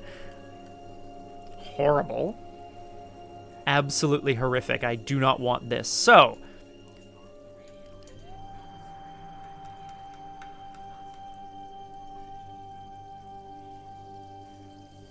yeah, I guess. I need a skill test here. I'm wondering about Empyrean Brilliance. Love this art. I guess, eh? Because I'm at 5 or whatever? Yeah, let's do it. I think you guys are right. I'm going to try not to move, basically. So I'm going to calcify instead. Which, you know. And then they go back on top. Shuffle the rest and place them on top of the Abyss. Okay. The Abyss is 30-odd cards, so we're getting there. Okay. It's now the end of my turn. I did successfully investigate this round, and I also successfully evaded, so nothing else happens. Okay. Enemy phase, no enemies. We upkeep. Stats go up. Stats go up. We like that. Snitch, very strong here, but no parley. I can't parlay. What's the fucking point? And then stats go down. Stats go up. Stats go down. I think so, Flower. No, your maximum hand size is reduced by 3. So your maximum hand size is 5, which is phew. Yeah. So we thumbs up, I'd say, in this case. Yeah, so at least you can go to... like, what I appreciate is that Investigator cards range in stats from 1 to 5, typically, like, for the most part. Typically around an average of 3. So the idea being that you can go up to 5 with this Shattered Self business, but, like... yeah. Okay, guys, I need to... next turn.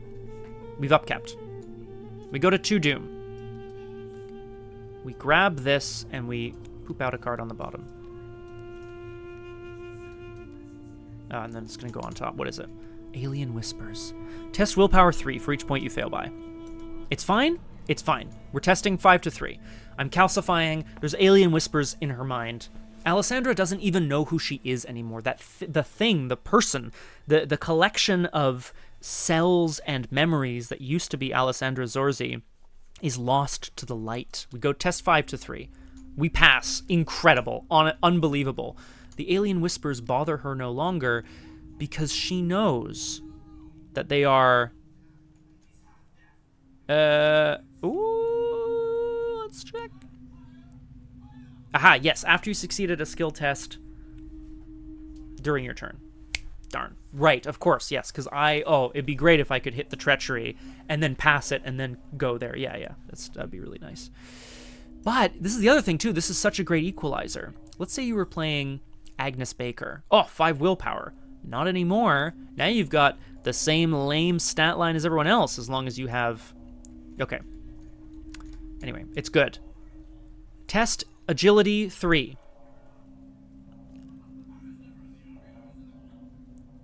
Well, yeah, the effect only fires during your turn. But yes, like if you were to... oh, I see what you're saying, Crosshair. Yes, so if I draw a Treachery now and then succeed...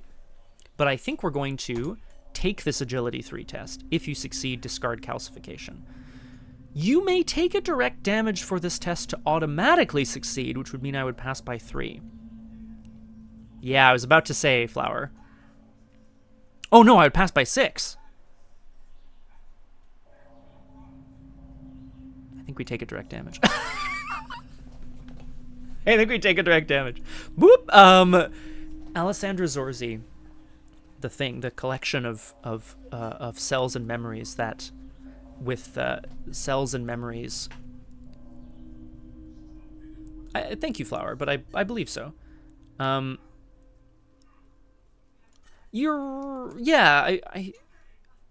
see what you're saying, Crosshair. Like, yes, I could commit cards, which would double their skill icons, which would mean that in theory I could pass, like, even more, but then I would have fewer cards for the next tests. Yeah. I think we're going to take the direct damage here. She peels the calcification away from her skin, since it is no longer her skin. She's not concerned about it. She does not worry about what is happening to this being that has her body. 6. Passed by 6. You love to see it. Whoop. 2. 6. I saw a player card. Guys, this is not a drill. I saw a player card. Captivating Gleam, Miasmatic Shadow, Strange Mutations, and... uh-oh. Not a resident. A player card, add it to its owner's hand. Okay. And then I can commit a card freely, and I wouldn't feel bad about it. That's what we're going to do. These go back on top. We put Helen Peters in hand. Our stats do not go up because we have a max of 5. X can only be up to 5, so that's okay. However, we now have the ability to commit cards from hand, which we're going to do. Alessandra Zorzi peels the calcification from the skin of the creature that she is inhabiting. Smiling up, well, down at the ground, watching the Riz. It's true. Do I play her? I think we do, actually. She gives me an agility.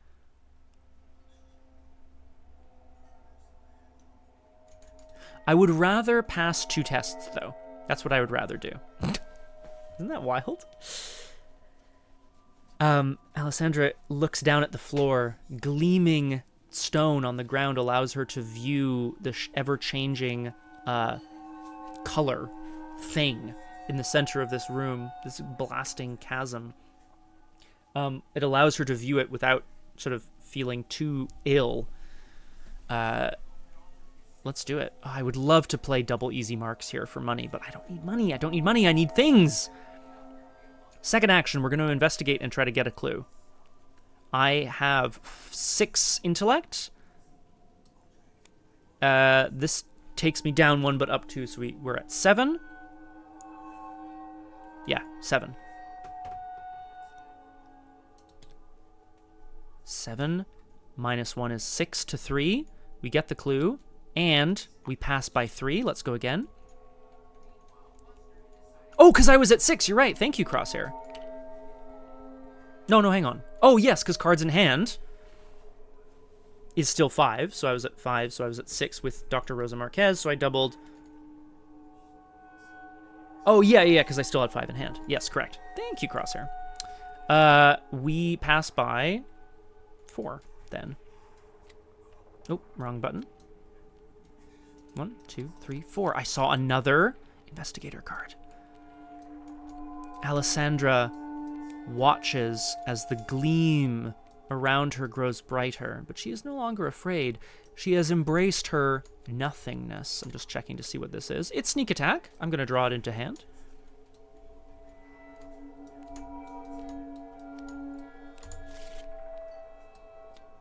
And I would love to have a big evade on the emissary.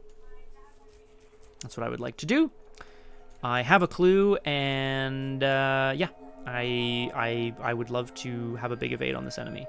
So, let us My god, are we going to be able to defeat this thing? I don't even know. Or do we... I can't snitch, it's fine. So, last action we evade. And again, it's the same thing here, right? I have 5 in hand, 6 with Dr. Marquez, 8 because of Easy Mark. Ooh! Ooh! Ooh! Oh no! Okay, I don't think it has alert though, so at least it does not. Ooh, that feels bad. It's the end of my turn. I successfully investigated, so I don't have to do the thing. I agree, Flower. And I think more importantly, Flower, it's like, for me, I needed to just kind of like slow down and take a breath and be like, okay, hang on. I was so excited to get to the scenario, I didn't think about what I could do with the scenario. Could have spent the clue for +2. Good thing I didn't, actually. Enemy phase. The enemy hits me for 1 damage and 1 horror. I'm still alive. We go to upkeep. And then I have to discard a card. That's fine. I will discard... I tend to agree, Crosshair. I will discard the Persuasion. Mythos phase. 3 doom. Oh, God. Boop.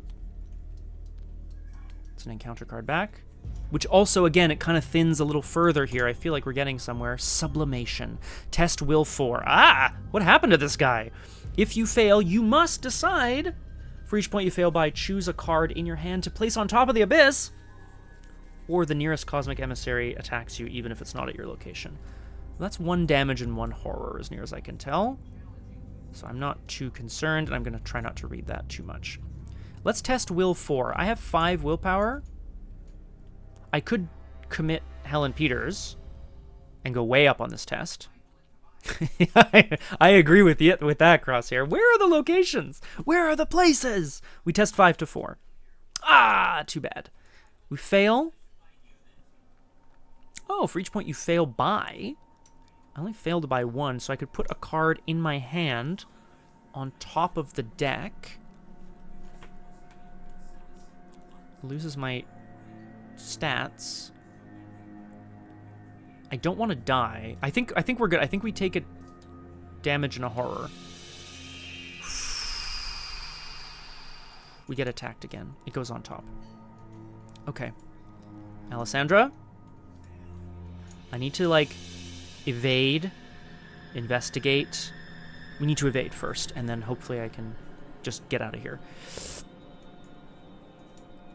Alessandra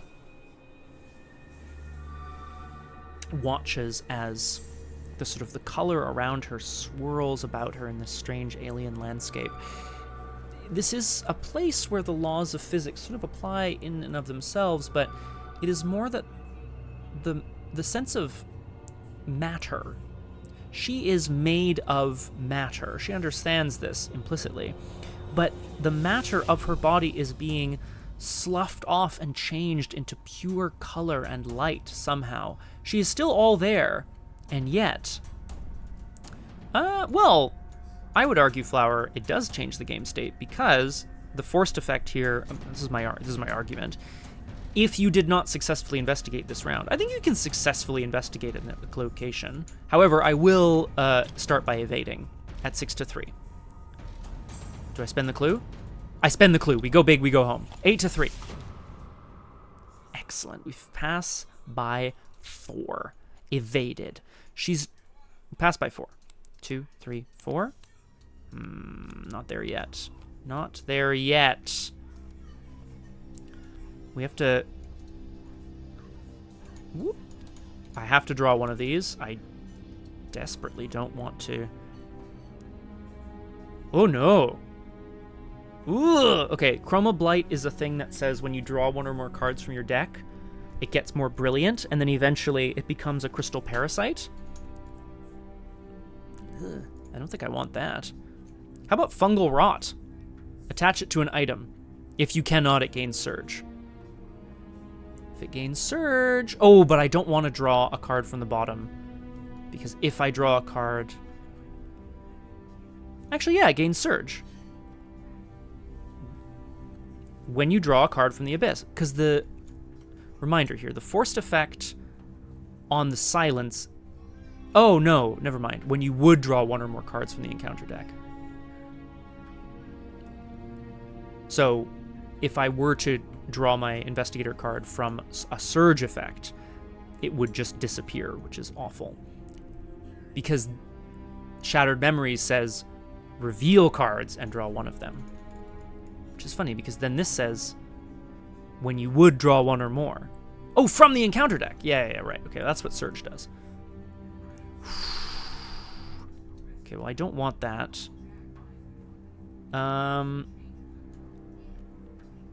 Okay. I think we take Miasmatic Shadow. It's an enemy. It's an enemy, but it's aloof. So it's an aloof hunter with elusive. It cannot be damaged except spell, relic, science, and encounter cards. Fine. When you discard one or more cards from hand, so that's not committing cards. Miasmatic Lufa. So I just need to commit cards to tests. Okay. We evaded the Cosmic Emissary, aka Zamacona, aka Mother Rachel, aka we don't know. Second action. I agree, weirdness. We're going to try investigating, but I'm going to commit cards to make sure I never discard cards. I could also leave and go get clues elsewhere. Because this one is... Oh, no, that's fight. The next one, I bet, is evade. So I could also move and then try another big investigation with committing a card. Because, I mean, Snitch is only when I'm parleying, which is, like, quite bad here, I think. Oh, I could also... No. Hey, I'm almost deaded. Yeah, I would like... I bet the next Mirror Nest says if you have not successfully evaded this round. Because this one says fight, this one says investigate, I bet one of them says evade, and I bet one of them says, like, move. So I'm going to move. This is crazy. I know this is a little insane. I'm going to move here. Mirror Nest is connected, blah, blah, blah. Wait, oh, shit. When you... When you end your turn at this location, discard a card at random. Well, shit. Okay. That's fine. Yeah, okay. Well, at least I'm not at the Miasmatic Lufa's location. Alessandra rushes up and around, trying to get away from the Cosmic Emissary that is... still turning, ever turning to face. Spend 7 clues as a group. Search the abyss for a card and draw it.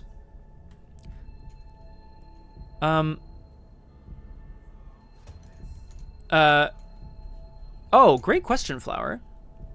When you successfully fight or evade this enemy. Yeah. Oh, whoa, Osab. Oh, no. Oh, I dropped my sneak attack. I dropped Helen Peters. Yeah, 7 per investigator. It's wild. Well, ideally, you're getting clues. I mean, also, essentially impossible if you didn't know that existed. Because I've already spent a clue. Oh, I know. It's insane. Okay. I'm at a location with an enemy that I need to either fight or evade. I am going to fight. And I'm going to... watch this. I'm going to fight this enemy so that it doesn't attack me in the enemy phase. I'm going to commit... So I'm at 5-2. I'm going to commit Helen Peters. I go down 1 in all my stats. But then I'm going up by 4. So I'm at 8-2. Alessandra recovers enough of herself to see a raven-haired figure floating, walking, being near her. She manages to reach out, grab Helen Peters, and points at the creature, at the thing, and shouts, "Scatter!" Her voice sounds far away. If this is a fight or evasion, reveal another token. So is it 8-2? -2. -2.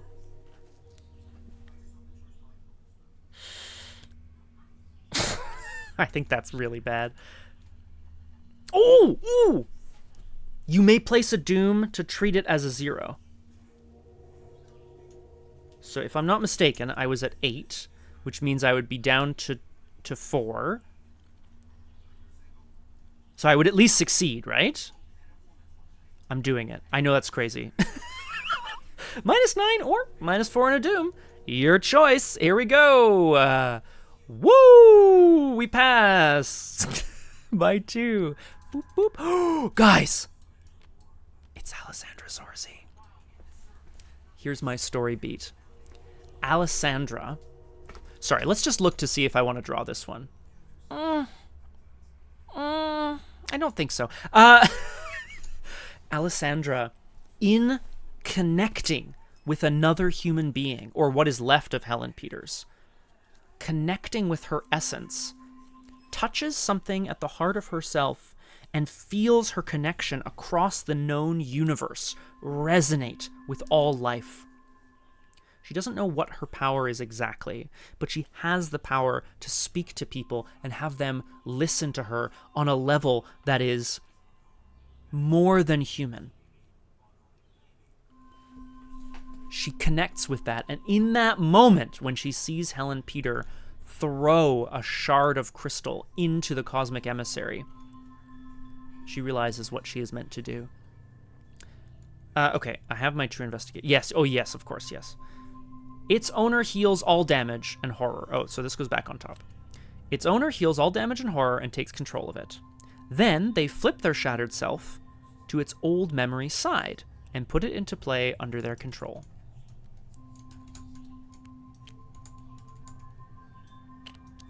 I'm going to figure out if that stays. I'm not sure. I was supposed to... Ooh, hang on. Sorry, I need to... First of all, I need to scale this. Ooh, not that big. Yeah. The Doom was on my Investigator card, which has flipped. But it's... The Doom was on the Investigator's side, and now it's flipped. Yeah, I would think so, Crosshair, yeah. It's not the same card. I feel good about this. When a card is revealed or drawn from the abyss, spend a clue, remove old memory from the game, either choose an Investigator to draw that card, or cancel its revelation effect and remove it from the game. Wow. Okay, so, this is my remnant of humanity. Aw, come on, Flower, why not? That makes sense to me. Well, it was on my Investigator and now that's a different thing. I don't know. Because it's like a fully different card now, but who knows? I don't know. Name another card that flips over and you keep things or whatever. Oh, it's true! Yeah. Plus, I'm sure we're going to advance soon anyway.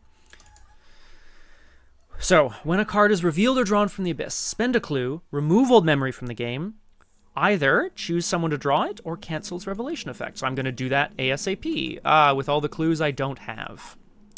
Great. Okay. We advance, then it's the end of our turn. Blobbity bloop blop. We figure this out. Oh, thank you, Crosshair. Of course.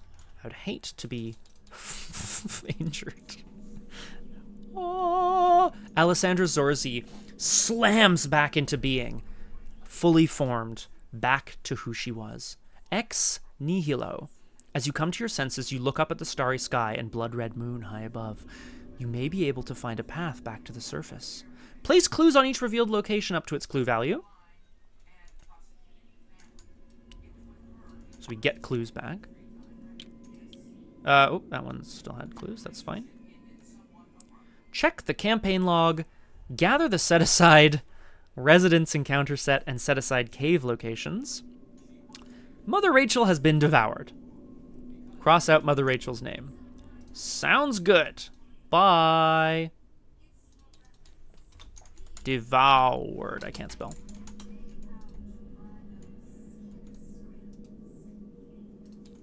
Bye. Oops, sorry, where is it? Shuffle each resident whose name is crossed out into the abyss, along with each cave location. Eh?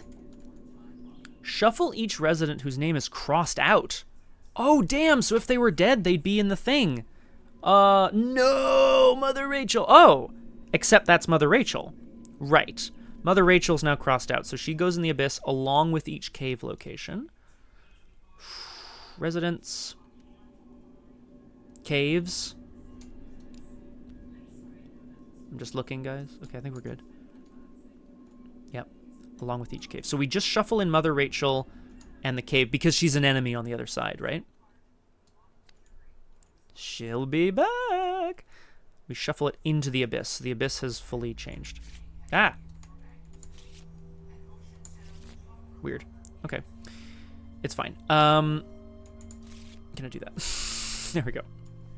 Each investigator may choose one resident at relationship level 4 or higher to put into play under their control. Asset side face up. Where are you, Simon? Get your butt over here. My man. You're such a badass. Oh, I guess we reset to all of our base stats, right? Because I'm Alessandra Zorzi again. Woo! Okay. Oh my god. Simon! Alessandra grabs a hold of the young man. Helen Peters has rushed off into the light. Rosa Marquez is looking dazed and confused, but at least they're all here together. Set each remaining card from the residence encounter set aside out of play. Fine. Act 2A, Lost Self. You must find a way back to the Vale! After you succeeded a skill test, reveal cards from the bottom of the abyss. For each point you succeed by, draw one of them. Great. Yes, very cool, Crosshair. Spend a clue. You get +2 skill value. At the end of the round, if there are 3 or more revealed cave locations in play with no clues on them, advance. Oh! Oh my god, this is never gonna happen. Okay, that's fine. It's fine. Because here's the thing. On my turn, I took 3 actions, which was... I evaded this enemy, I moved, and then I fought this enemy. I'm now Alessandra again, so I can take an additional action to parley, which I'm gonna do. Simon Atwood, my man. We're gonna parley you, my dude. Come on, give me something here. 6-2. That's fine. I'll take it. I still succeed by 2. Yes. Okay. Draw 3 caves, and then no clue. Oh, get the clues on them. Yes, correct. 1, 2. So I have to draw one of these, but I might honestly just humanity that and whatever. Ugh. Yeah. Yeah, here's what we're gonna do. Right away, I'm going to take sublimation. I feel like I could wait for a better one. Oh, I don't have a clue. I don't have a clue, so I can't use old memory. Oh yeah, thanks, Flower, you're right. So let's go back and look again. This is gonna be horror, which I don't want. This is going to be a willpower test. I'd rather not. Well, I can afford to take a damage in a horror again, right? And then when I end my turn, I have to discard a card at random. So yeah, okay. So we take the willpower 4 test at 3-4. Yeah, well, that's okay. So I could put all my cards on top of the abyss, or I take a damage in a horror. So I will do, and I will put them on Simon Atwood, baby. A lot of things are happening here. Simon has fallen through the world into this part of the universe. Sublimation also goes back on top. That's fine. Now, it is not yet the end of our turn. I have to still parley. Parley. Yes, because I succeeded. By 2. Oh, sounds good. Codex Fate of the Vale. What is he? 3? If it is Act 2. I think it is. Simon looks at the dazzling light with wide eyes. This is more beautiful than any fireworks, he says, mesmerized. Automatically evade each cosmic emissary enemy in play. It's a little lame. Okay, an investigator may trigger this codex again during a different act. Okay. A different act. Okay, so I need to... Okay. Okay, well, it's still, I got through some resources. It's now the end of my turn. I have to discard a card at random from my hand. Oh, actually, please hold. I successfully parlayed, so we are going to snitch it up. I'm going to grab 2 clues from... one from here and one from there. Because that's going to really help. Now I'm going to discard a card at random from my hand. Backstab. That's rough. Okay.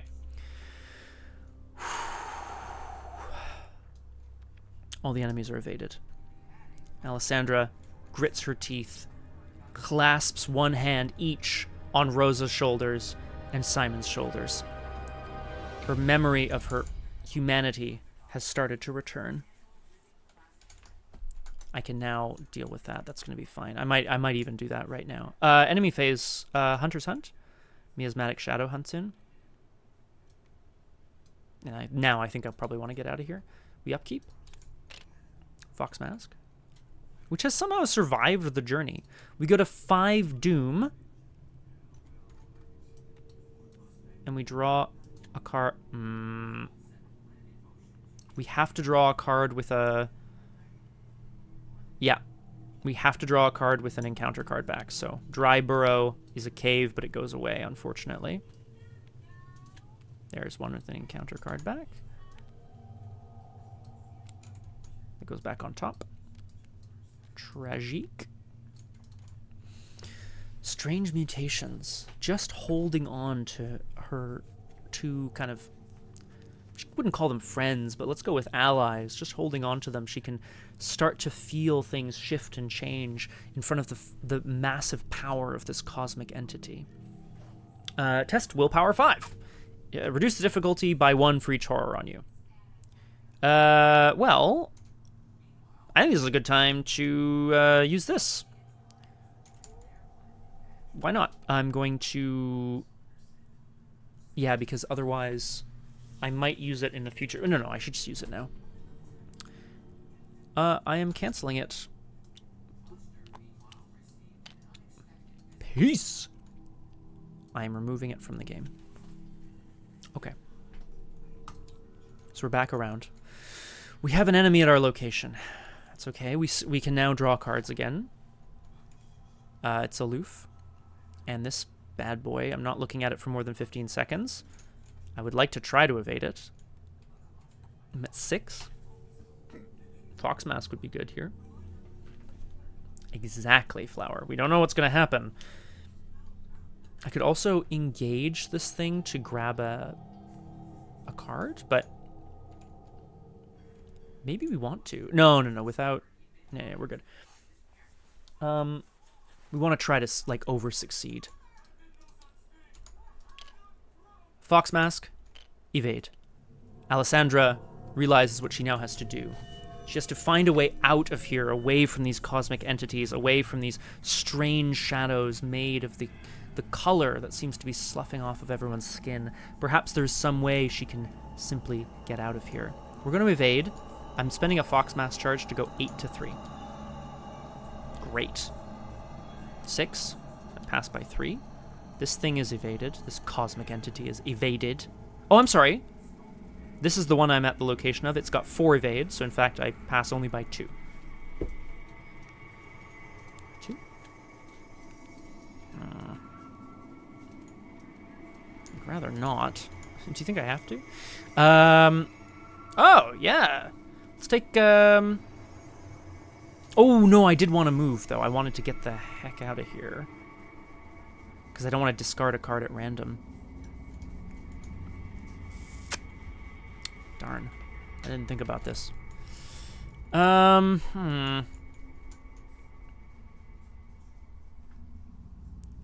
Power or calcification, which would give me another test. I'm going to do it. I'm going to take the other test. Hello, Crosshair. Welcome back. Welcome back to Doomed. Wonderful to have you with us. The Mirror Nest continues to be a very dangerous place because Alessandra's about to be bitten by this miasmatic shadow. However, I have successfully evaded the Cosmic Emissary at my location. Alessandra understands that by continuing to allow the light to lash out, she can see where it tries to go, and that will reveal to her the path that she needs to escape this place. I had to draw calcification. However, I'm now going to take the calcification test. Test agility 3. If you succeed, discard it. I can take a direct damage for it to automatically succeed. I'm going to do that. Boom. It goes back on top, and I reveal the bottom 6. Ooh, buddy. Okay, well, that's Mother Rachel. But I see some player cards. Let's reveal. What do we have here? Hey! Whoa! Oh, no, no, no, no, no, no, no! You can keep your chronophobia. There is no time in this place, this color out of space. There's no time here. Why would I be afraid of it? I'm gonna take Chuck Fergus into hand. Yeah. I think that's how that... Yeah, I'll just double check that that's how that works.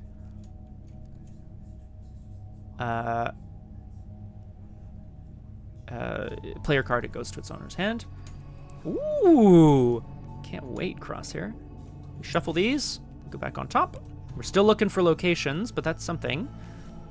Shillelagh! Where is this emissary of the abyss and such from? Great question, Crosshair. Well, we know that, or rather, we believe that Zamacona is just one manifestation of this thing. Perhaps Mother Rachel was once a person as well and has merged with it. I would like to believe that, yeah, I would like to believe that, sorry, something in the other room here.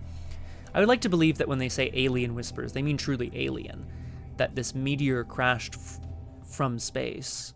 I would like to say somewhere near Alpha Centauri, there is a Earth-like planet that we humans in the future will study as saying like, oh, maybe there's life there. The thing is, there is life there, but the life is very simply a somewhat mirrored version of our reality. Did one come first and lead to the other through a dimensional wormhole, or did they develop simultaneously? In physics, there's a concept that every electron has a match pair somewhere, right? Essentially that electrons are paired, and that if you tweak one, it'll tweak the other, even across vast amounts of distance. Is humanity simply the match pair of this alien species that is almost human, but inverted? So I would say somewhere near Alpha Centauri. Oh, okay, cool. That's that's good, Aragorn. Good to know. Live and pay taxes in the abyss for at least a year. Good lord, I wouldn't last a day. Okay, it's the end. Whoa, whoa, whoa. I still have a parley action available to me, but nothing to do. So that's fine. So my turn ends. I have to discard a card at random, which I will do. Oh, I might lose Chuck. Chuck the Hatchet Man. No longer. When you discard one or more cards, Miasmatic Shadow engages, attacks, and then is elusive, so it will leave. Welcome back, Kung Fu Fenris. Put the damage and horror on me, and then it will zip on over here. Is that where I want it to go? Nope, I want it to go that way. There. Okay, since the universe could be cyclical, infinite cycles, you as a whole will exist in one cycle, and everything you do connected via every electron in your body to that other you. Yes, there you go, Crosshair. That's what. That's why it gets weird, doesn't it? That's why it gets a little strange here. That was the... Oh, so in the enemy phase, the enemy hunts back in. Annoying. Then we upkeep. A gun. I like to see it. I could engage, parley, maybe play a gun, maybe do something, I don't know. We go to 5 Doom. And we draw a card from the bottom of the Abyss deck. We're looking for them locations. It's calcification again. I'm not loving it. How much time do we have left here, guys? Okay, the plan, I think... Ooh, Kung Fu Fenris did some chicken thigh in Aaron and Bulyak chicken sauce. I'm not familiar with the term, but I'm sure it's delicious. Avocado, shrooms, red scallions, and summer cabbage. What is a summer cabbage? Sounds delicious, Kung Fu Fenris. Yeah, I think so, Crosshair. I'm wondering... Yeah, I think I want to advance the agenda. So next turn I'll advance it, and then I'll start again. That makes sense to me. Alessandra watches as more and more of her body seems to slough away, eaten, devoured even by this cosmic entity. Sounds good, Kung Fu Fenris. Delicious even. Chicken thighs. Lovely. I might try to leave this location this turn so I can spend a fox. Okay, focus up. I drew calcification. It's back to us. I would love to get a clue, evade. Okay, so it's move, get a clue, evade. Elf cabbage. Yeah, move, get a clue, evade. That's a lot. But because I also I want to play Chuck. I want to do all sorts of things here. If I engage and parley, I'll be able to vamp, which could be quite nice, but not really without fine clothes. Little shop of horrors, little shop of cabbage, little shop. Let us investigado. 3 evade. Let's move, which gives us the Fox Mask charge back. Then, oh, balls, right, sorry. No, that gives me a direct damage from calcification. Hang on. Still a legend, always a legend, for sure. So, I could not move, but I want to. If I move, I'm going to have to evade the enemy at my new location. So, I could investigate, move, and damn it, calcification. So I may as well calcification. Oh, maybe it'll give me a new location. There we go. We take a direct damage. Ouch. Exactly, flower. Oop, whoops, wrong button. 1, 2, 3, 4, 5, 6. There's a lot of cards. That is a cave. And that is the dry burrow. Okay. Whoops.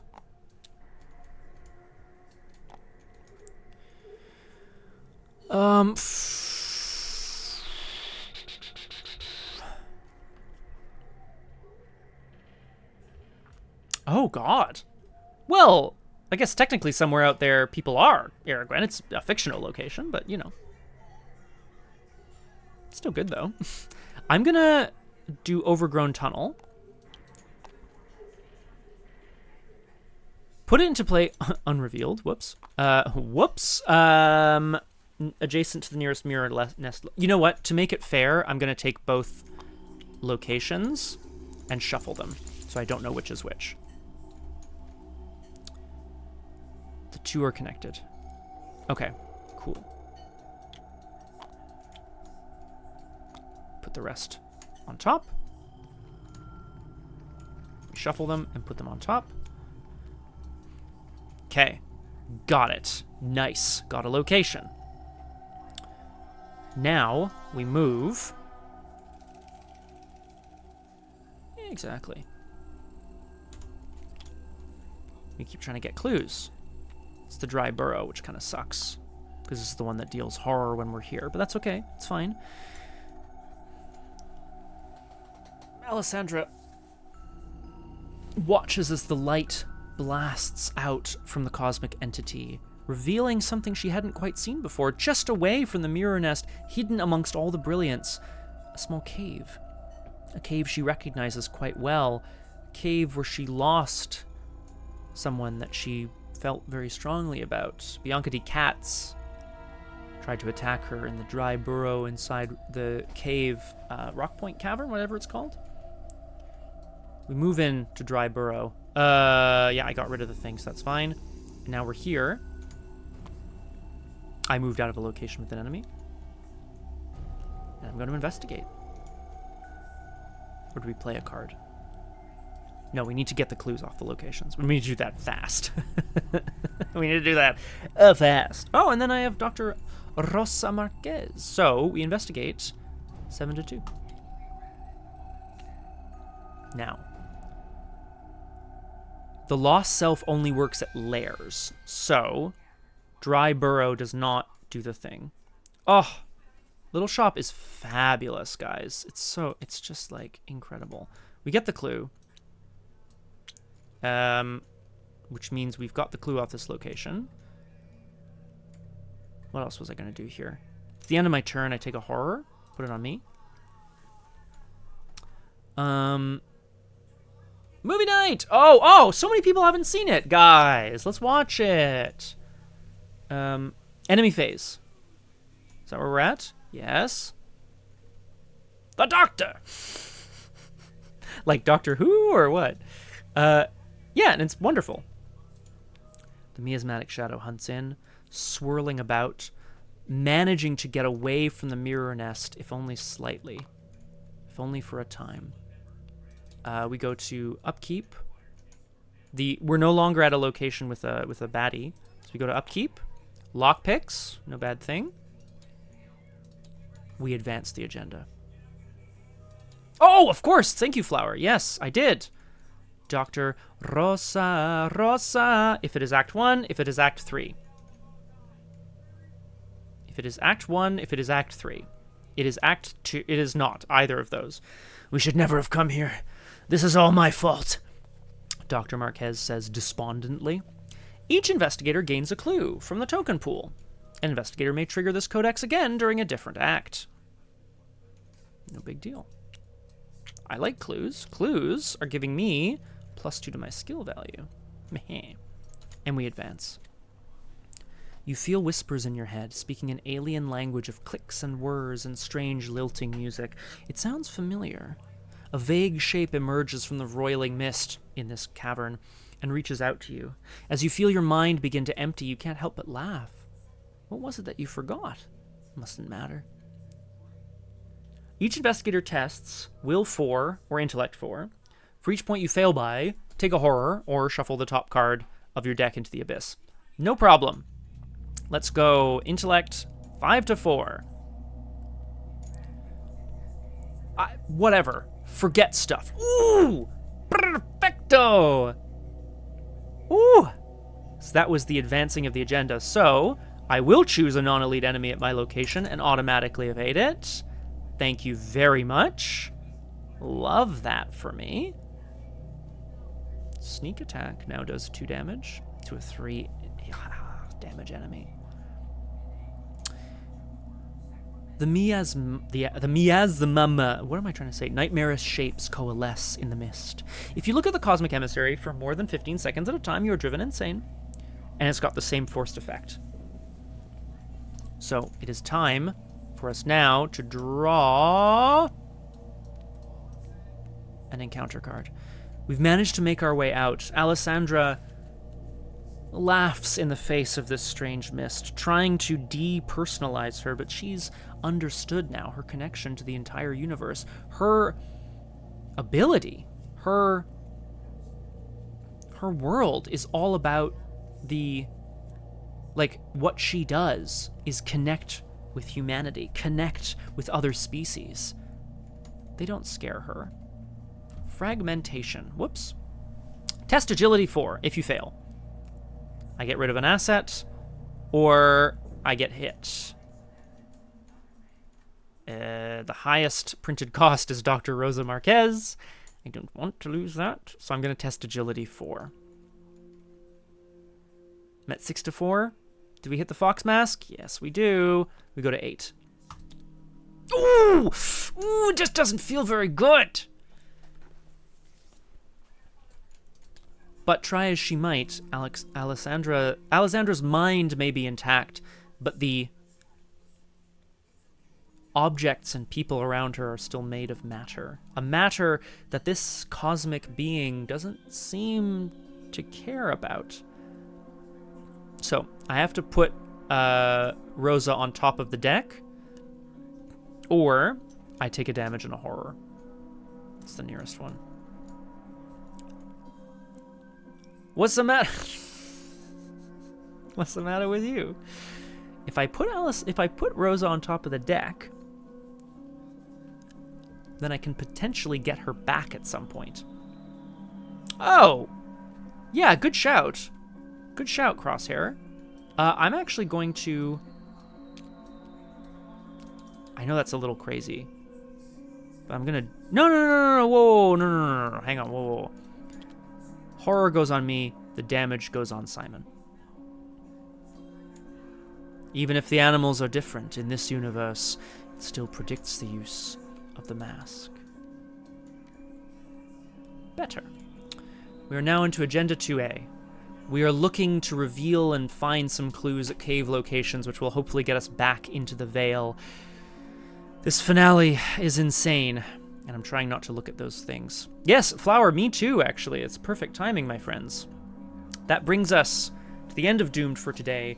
I should have the opportunity to finish this finale before next Saturday. So hopefully, early July, you should be catching a stream from me either Monday during the day late or maybe Wednesday during the day. Anyway, it's gonna be fun. I'm looking forward to finishing this. My friends, I'm very excited. Also, as per the Crosshair, Discord is where you find out about everything. Tomorrow's Montreal by Moonlight. This afternoon, in about an hour and a half, is Drew Crew. Tea hot chode. Disgusting. Doc, that's nasty. I will also point out, next Tuesday, we're back to Method Madness. It's been forever. I'm really jazzed. I'm going to be playing Hollywood Animal, which is just a demo. But my understanding is that you create a little film studio at Hollywood's golden era, and you can, like, decide what kind of movies you want to make. And break actors' kneecaps if they go work for other studios and stuff. I'm pretty jazzed, guys. I don't know what to tell you, weirdness. What is time? Chronophobia. It's gone. Okay, my friends, this has been an absolute blast and a half. Thank you very much for joining me today on Doomed. I hope to see you all on Drew Crew, tomorrow on Montreal by Moonlight, and then next week for more Doomed and Method Madness. I think that's about it. I am very confused about this world, but just remember, if you've lost sight of who you are, don't think of yourself as an entity with its own intrinsic soul. Think of yourself as how you relate to others. And in that way, you might find yourself one more time, and hopefully not find yourself too doomed. We'll see you next time. Bye.